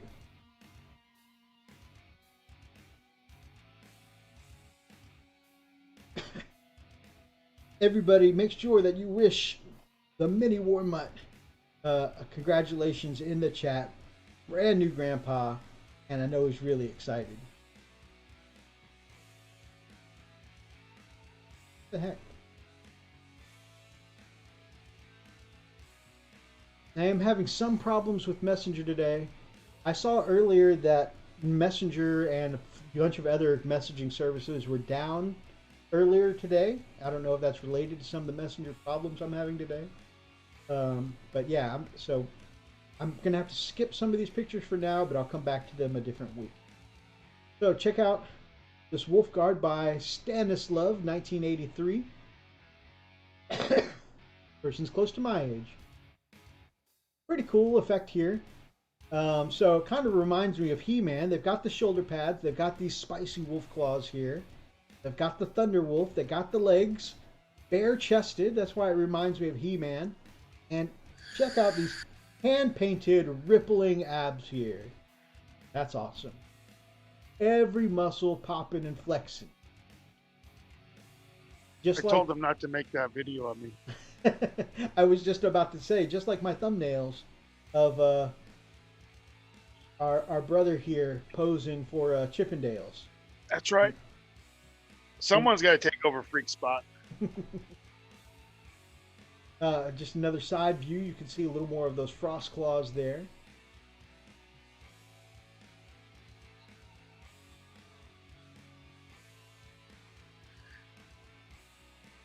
I always love seeing some Thunderwolf cavalry. You guys know that is probably, I think the Thunderwolves are my favorite miniature in the entire 40K range. They really need to make new ones. Man, I would love to see some Primaris Bigger Thunderwolves. ones. Yeah. Big, because like in the lore, they're supposed to be the size of a car. Yeah, absolutely. You know, bigger.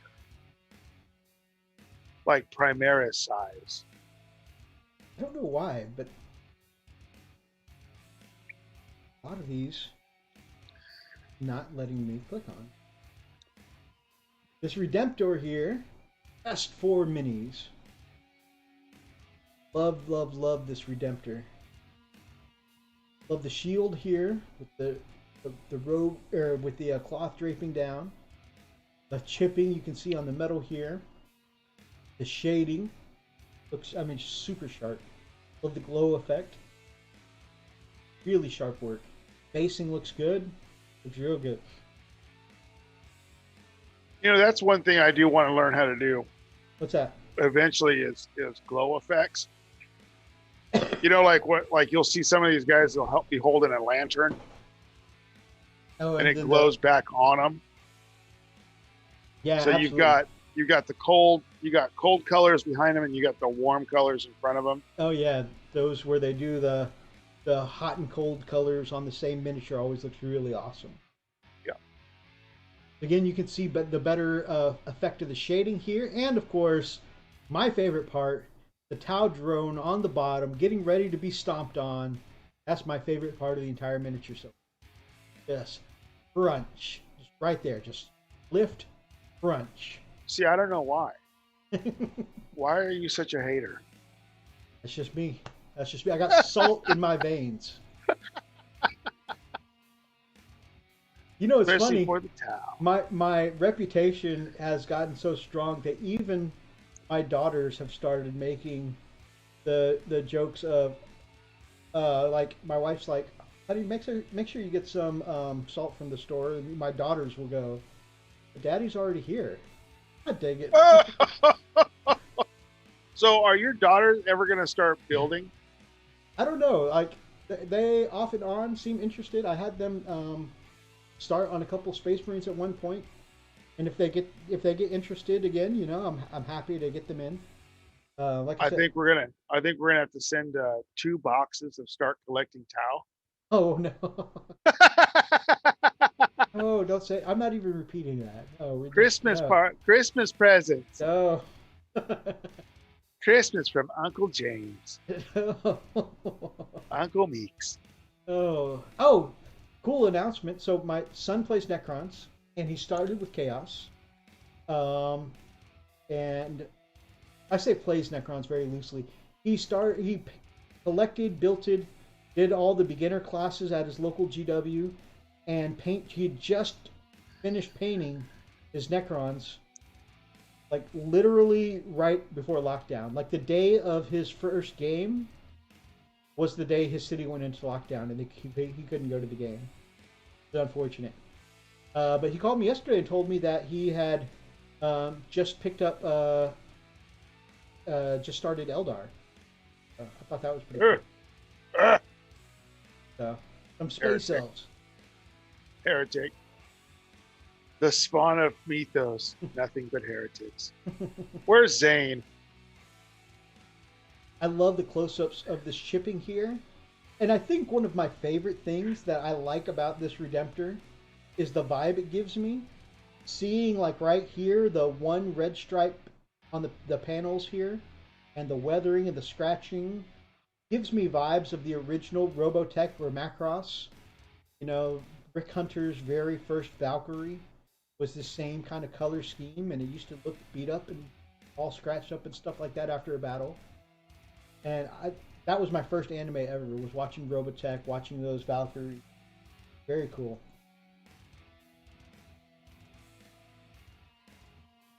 I mean, just one thing I always struggle with is making scratches look like it's scratches, not like an intentionally painted line.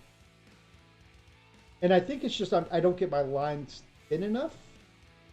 But also, one thing I really struggle with in my mindset is anything random patterns. Like I find. Oh man, I'm so glad that Brother Freak is here and at least feeling spicy enough to be able to talk smack. Ah, oh, they let you on the phone, huh? What'd you have to give them? Pack cigarettes. Pack of cigarettes, maybe a little spoon action. I don't know. So, one of the things I really struggle with in my mind, and it's the same reason why I can't paint lightning effects, I struggle with random patterns. Have you ever? I'm Like, sorry. Go ahead. like in my mind, like, making just the random jagged patterns or shapes for lightning does not compute in my mind. Like, I don't know how Right. to make anything look not planned. And so I Well, think it's the same thing with scratches. on your scratches, I've seen these tutorials where they're not really scratches. They're not lines. They're more dots. The really fine stipples. They're randomly done stipples, and they stipple them together. Oh, So you're getting, because on a scratch, unless you take a key to something, or you know what I mean, your car, it's going to be a line. But just like if you look at like old pictures of like World War II tanks, mm-hmm. there's not a lot of lines. It's more random areas. Like it could be a line, but it's not a straight line. It's dot dot dot dot dot. It's more erratic. Okay. I'm gonna have to try that. So Go ahead. yeah, give that a try. Yeah, I absolutely will. Lots of love for Mini War Mutt becoming a grandfather. Definitely big congrats there. Sir T Welcome to the club. Says, I will say a model I can't wait to wolfify is Captain Uriel. For him, formerly of the Ultramarines, but for him, it's going to go to the Wolves.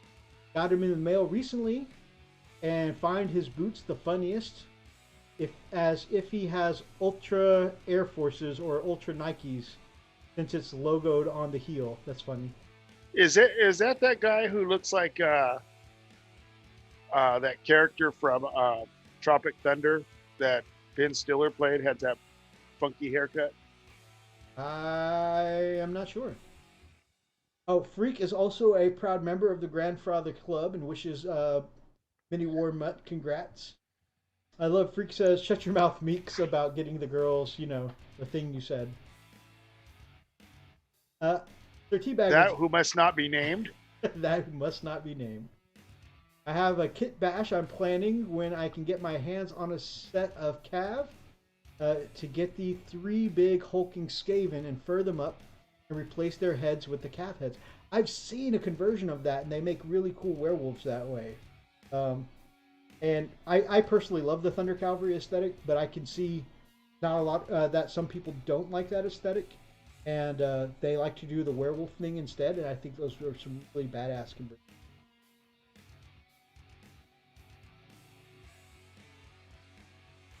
All right, I'm gonna go back. Next is one of my favorite hobbyists, the Queen of Crumpen, Roxy the Riveter. And okay, so I asked permission for her Space Marines, but right underneath her Space Marines, I am guilty. I didn't particularly ask for this one. I just happened to see it right next to what I asked for. This is Your Guts made. This is how legendary Roxy is. Your Guts made a war boss that is Roxy, and yeah, so she painted herself up. She painted the war box for Roxy, and I think it came out looking epic. Love, love, love the light green skin tone here. Very cool. The rust, the metallics, and of course the skull here on the little I mean, metal kilt thing there. But of course, one of the things that she has a signature of is her orcs wear pink, and it looks sharp. It stands out on her orcs. Very cool. Nice. Love the rust effects on the little tools on the belt too. Very cool. Also with the little tools, I wonder if that's actually. I think it's a war boss, but it might be a Big Mac. Here we go. Her Firehawks. This is a great showcase picture, and I wish get it more zoom. Oh, I wish I could get it more zoomed in, but it's not cooperating.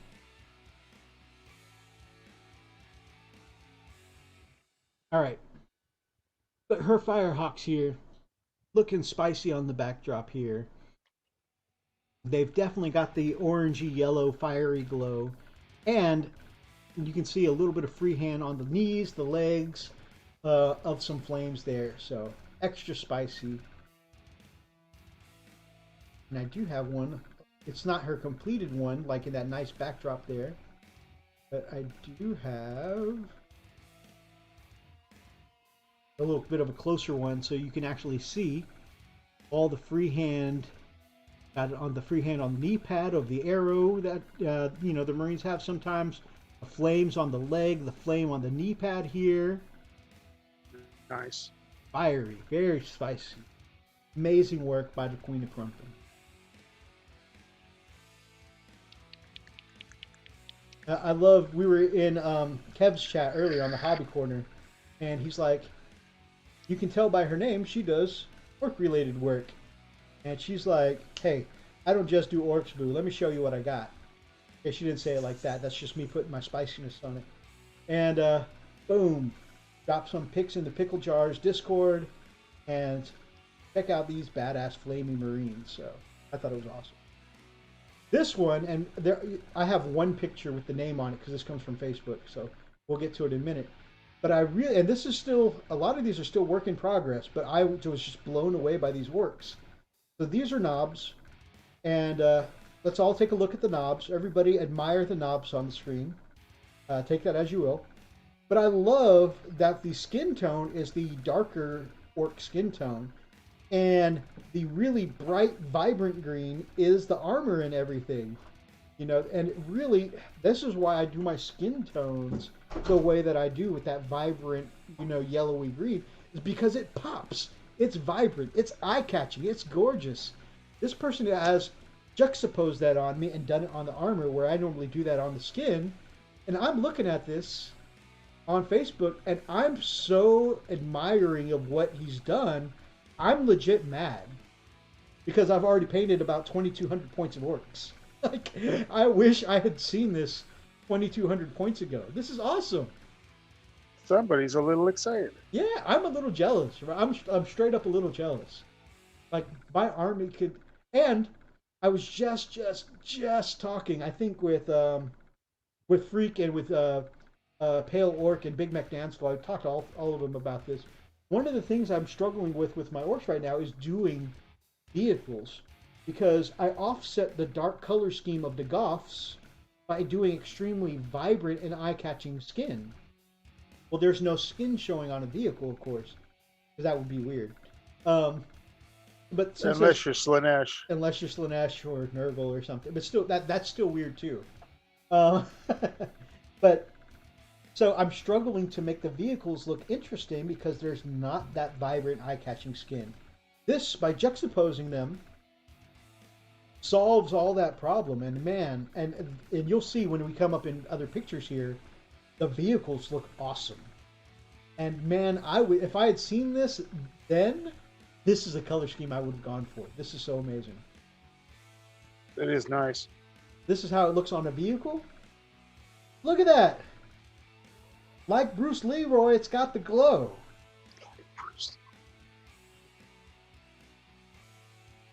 That's a double reference. That's a song and a movie. Nice. Look how it looks on the War Trike. Tell me that's not a badass looking motorcycle. This That person is killing it. And then, of course, you can see orc bikers in the back. You can see the Def Dread in the back. It looks great on vehicle. I am legit hella jealous. Like, I admire this person's work so much, I'm legit mad. Like, why didn't I do this? Oh, man. Look at that. Their Dreadnought looks amazing. Like, I started... I know, doesn't it make you sick? It does. This is something like, I want to burn my brushes shit right here. Yeah, bastards. Why do you have to come up with these great schemes after I'm done? Right? I tell you what, I'm not going back and stripping 2,200 points. So I'm just going to be salty for the rest of my existence as an orc player. The battle wagons, phenomenal. The most eye-catching battle wagons ever. I want to see what the chat says about this. What I mentioned it. Good night, Freak. He says, okay, my lightweight ass took some codeine, so I need to get to sleep. Good night, guys. Much love. Big loves back at you, my brother. I hope you rest well. I'm sure you're probably already gone, but I'm so glad you were feeling well enough to stop by. And man, That's we're right. all hoping and praying that you feel better soon, brother. Admiring the knobs. Who says you can't have another war band of orcs in that scheme? You're right. You're right. No. His wife. You also right. I have so many armies. That is a good idea, though. Definitely take that under advice.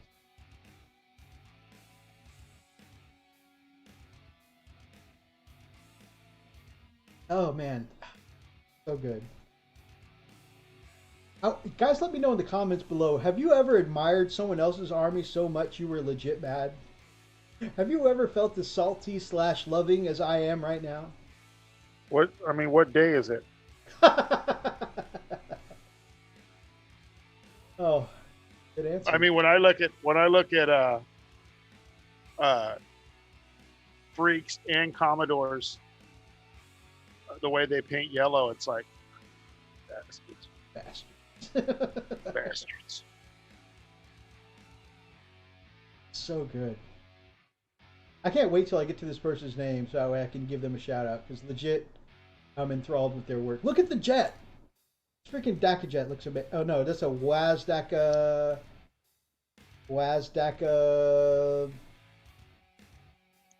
My brain's gonna explode. It's a Wazdaka something or other.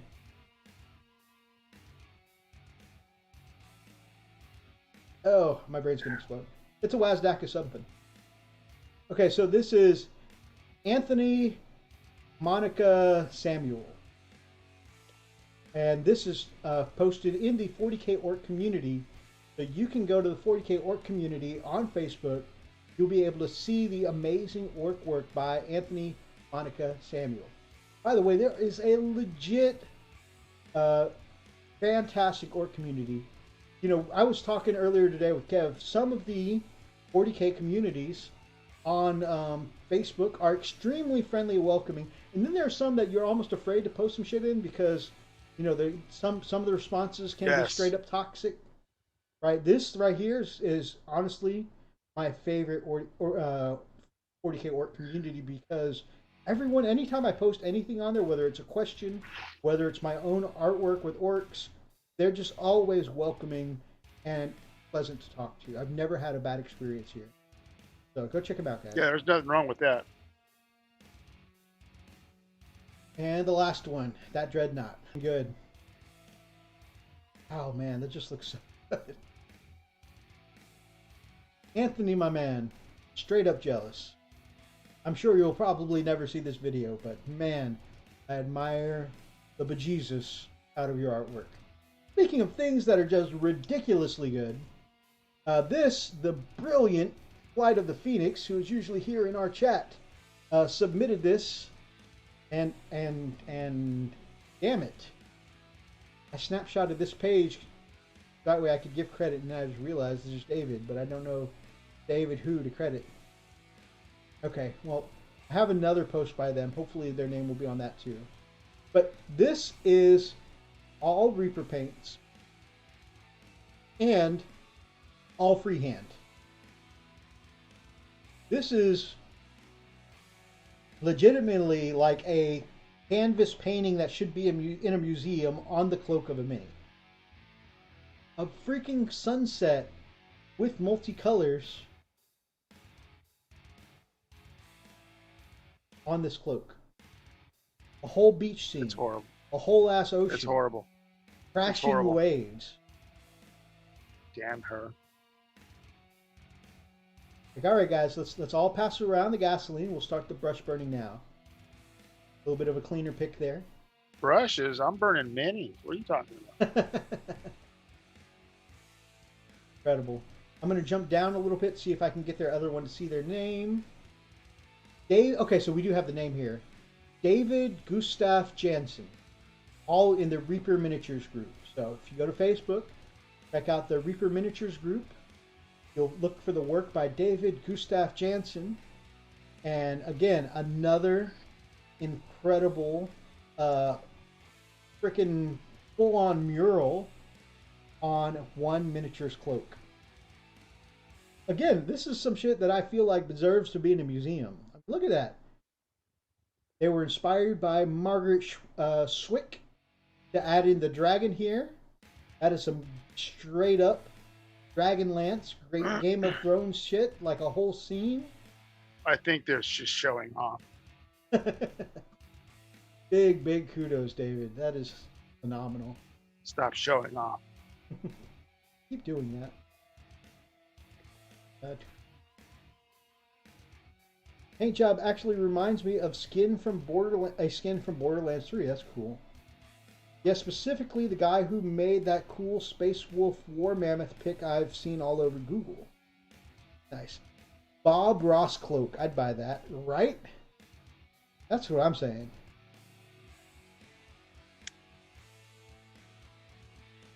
All right, jumping back. There's so much on this Primaris Dark Angels model here. So much green stuff worked. I mean, like, almost the whole mini has been resculpted. But look at the crispness of the sculpting on that shoulder pad. That is a sculpting master. Look at the designs. Like, you have some actual, like, geometric shapes here all on the mace. Most people would have just rounded it off and say, hey, that's a handle. Got some geometrical shapes here. The cloak, look at all that texture in the cloak. Again, sculpted in by hand with green stuff. Okay, who goes as far as to carve a helmet and a face for their backpack? That's ridiculously crazy. That's a detail that once this is all painted up, very few people are ever going to stop and look at. This person said, you know what, I bet you I could add some badass details right here. Then the entire sword has been reworked. We'll take a look at that. Boom, next page. Dude, the entire logo on the chest here reworked. Again, look at the texture on all those robes. And who put buttons? Like, seriously, who puts buttons on their trench coat or robes? Like, I've never seen a GW model actually think about the buttons. Like, how does this robe close up? They've done it here. That is incredible level of detail. Or, look at this level of detail. Got the belt buckle that is a skull. Somebody sculpted in a whole ass skull. And it looks big here, but think about it. When you're thinking about the belt of your Primaris guy, not a lot of working surface. They've got individual teeth sculpted. Boom. They've got a piercing in the lower jaw of the skull to have this cross hang down. Isn't that crazy? That's ridiculous. This face grill, boom, resculpted. The majority of this sword, boom, resculpted. Just a ridiculously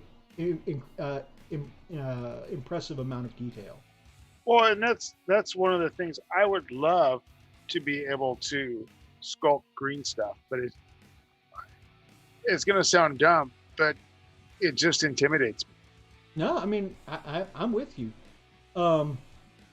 When I went to art classes in school, legit, the only things I've ever been able to make recognizable in art with any kind of clay or sculpting was, the long clay snakes where you just rubbed it around and like Okay, that was step one. Now let's to make something out of that. I'm like, I did. I made a snake. Minute snake. I'm done, guys. Again, talking about little details. Boom! Look at that a whole tiny angel on the head of that Crozius. Wow. So, usually on this show, we make everyone doubt their own painting ability during Art of the Week. Now we're going to make you True. feel bad about your green stuff work, too. All jokes aside, this credit goes to Barry Watkins of the 40K Converters Kit Bash Carnage group. And it's his Primaris Asmodai. Very cool. Yeah, that's amazing. Phenomenal work. Phenomenal. I keep doing that. I want to get into green stuff, so bad, but I don't know that I'd break my wallet more than the models. Yeah, it can definitely be a lot to get into. Nope. A no on that one. No, it's true because it's like I looked at Green Stuff World. I was going to do an order, and I'm just looking at it. I'm just going, geez, you know, the rollers, the this and the that. It's just like, oh my god. Oh yeah, for sure. It can be investment just to get started. But I hear that the best thing you can do is start with um, investing in some silicone sculpting tools, something that won't stick to the green stuff. That seems like the best place, from what I've heard other people say, to get started. Right on. So this is from Hobby Crusader on Instagram. So you can check them out. And this is a Harlequin Wraith Knight. Very cool. First of all, like the colors and doing the quartered pattern and the diamonds, that always make Harlequins difficult to do. Looks extremely well executed. But look at the digital effect on this sword. That is so cool. And that is definitely something that the Harlequins are known for. Let's take a look at the deets. Boom! Looking at first, we got a whole ass mural on the sash hanging down from their belt. Dude, look at all that freehand. Again, this is some more Bob Ross type shit. If Bob Ross were into Harlequins. And He then, would be. and then, first of all, again, this is one of those things, looking at the tights underneath and all the diamond patterns and the way every single diamond is highlighted to an incredible degree. That looks amazing, but it's so good your eye is drawn away from the simple things that are done incredibly. Like, look at the highlighting and the shading on the purple armor. It looks incredible, right? You're transitioning from freaking black all the way to this lightish pinkish color, and it looks so natural. It looks so good. The simple stuff is executed so well, but is really kind of blends into background noise from how incredible these diamond patterns and this freehand look, right? That star, by the way. That freaking star. Holy crap. Same thing with the blue here. It's all blended so well and highlighted in a great way. It just is eye-popping, eye-catching. Yeah, it's crazy that this. I mean, it's like, come on, man, really? Exactly. Could you at least throw us a bone here? Like, one of the things I always say is more impressive than anything else is taking smooth surfaces on a model and making them look like they have texture. Wouldn't you agree, looking at this knight here, that it looks like it's wearing tights on the leg and the chest and the arm here? It looks like tights. Well, I love when they do the texturing, and it's just like they'll do a banner, and it looks like it's like heavy weave. Exactly. Texture is one of the hardest things to convey, and it definitely looks like a difference between the metal on one side and what looks like tights on the other side. It's got a clothy feel to it.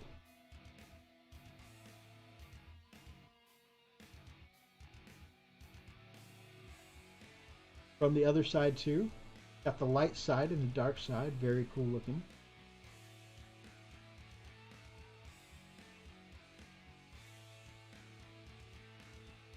Um, Again, that digital effect there. The shield is done well. Just perfect.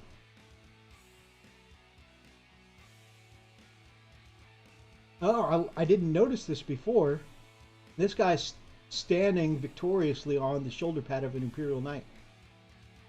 I hate this part of the show.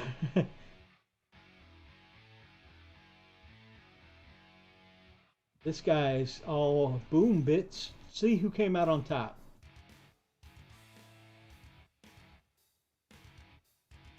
They don't start none, there won't be none.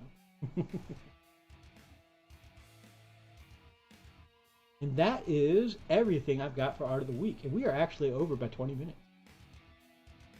So that brings us to the end of Art of the Week, guys. Lots of great work tonight. Back to the big screens. What have I gotten done tonight? I finished painting Corsaro, just needs to be varnished. And I did the conversion on the guy who had the broken katana. So now I've got one guy with double commas, and it's going to be awesome. I got to show my buddy who I got into Eldar, that Wraith Knight. He's doing a Rastafarian theme for his. Nice. Ah, that's cool. Is that an Imperial Knight face plate for the Wraith Knight? That's why I was looking at that. I'm pretty sure that's an Imperial Knight face plate because it's got that skull kind of look. So good eye, good eye. All right. So again, this has been. I honestly did not get much done tonight. I did really just run in my mouth most of the night, so it was kind of a hobby hangout. I did get some hobby done though, some conversion, and hey, I got a model finished. I can't say I wasn't hobbying, right? You know, but where we are going to be getting some hobby done is in the after show when we do our hobby hangout. So make sure that you hit me up on Messenger, or whether it's Instagram Messenger, Facebook Messenger, or of course I am going to drop the links in Chilling Network Discord, in the Edict Beer Wargamers Unification group, and of course the Frost and Fist Facebook page. So if you want the link, either hit me up or check out one of those spots. And we're going to get our hobby on tonight, so feel free to. Sounds good to me. My brother, you got any closing thoughts? It's been another great hangout with you, my man. No, it's just a good time being here. Appreciate you bringing me on. I would just like to say good luck hobbying, guys. Absolutely. I'm excited. I'm low key tonight. It's all good. I'm excited to see how you come along with your volumetric painting and with those tutorials from Squidmar. It sounds like you've already learned a lot, and he's a really good teacher. I assume, to our friends out there who may also be interested in lessons with Squidmar, I assume you would recommend it? Oh, most definitely. It was, my first lesson was pretty much a whole lot of don't. I didn't know how to, I didn't realize that. And what's really nice is he gives you homework. That's awesome. And that's just the thing is sometimes, when you are learning something new, sometimes you don't even know what you don't know. And that sounds silly, but it's hard to understand what you're missing if you haven't had it all along. Yeah, and it was just one of those things where it's like, I would, if you've got the time and you got a little extra cash, I would definitely check out his Patreon. Yeah, it is a service on his Patreon. So definitely, if you're interested in that kind of thing, check out Squidmar's Patreon. Good morning, Grumpy Guy Gaming. And like I said, Squidmar really is salt of the earth, man. This guy's, he's legit, and I don't use legit lightly. He really is a good guy. Very cool. I have to do it, even though we're just about to sign off. I have to say it because one of my favorite channels is here. Welcome to Grumpy Guy Gaming. Always good to see you, Grumpy, my friend. Like I said, hit me up if you want to join us for some hobbying after the show. If anyone's interested, you can see down in the bottom left of our corner here, we also have a Patreon. It's a very chill Patreon, just anybody who wants to support. I have been posting a lot more of just some of the updates on what I've been working on behind the scenes and what Freak's been working on behind the scenes lately. On our Patreon. Not a big deal. It's honestly, just help and support a couple of content creators. Of course, it's not an amazing Patreon like Squidmark, because he is like brilliant level painter giving out good classes. Oh, Squidmark, seriously, awesome. But if you want to keep seeing me here on Friday nights, if you don't, get on that Patreon. We'll get Freak out of jail. This is your torture, baby. Every dollar that goes to our Patreon helps Freak make bail. Gets me off. Gets me off of this. Oh, goodness. Now, all seriousness, guys, it's been great hanging out with you on a Friday night. It's my favorite way to start the weekend is chatting with you guys, getting in some of that hobby shop talk. Sir Teabag, it's great having you on. He says it's great to finally catch your stream live, since I've only recently followed. It's been great having you here. Really appreciate you being an interactive part of the chat, my friend.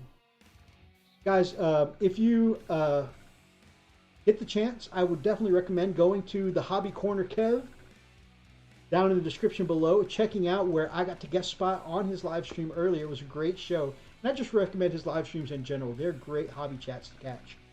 If you guys like tonight's live stream, please make sure that you grab up an axe and smash that like button in the name of the Emperor. Of course, drop us some comments down below. And of course, if you're watching from the archive, feel free to be part of any of this week's ridiculous conversations. If you guys have not yet subscribed to us or any of my Chilling Network brothers, then Freak, who we all miss dearly, this awesome guy to my left, and of course, I definitely would love to have you as part of the pack here on the Frost and Fist. Until next time, guys, stay frosty.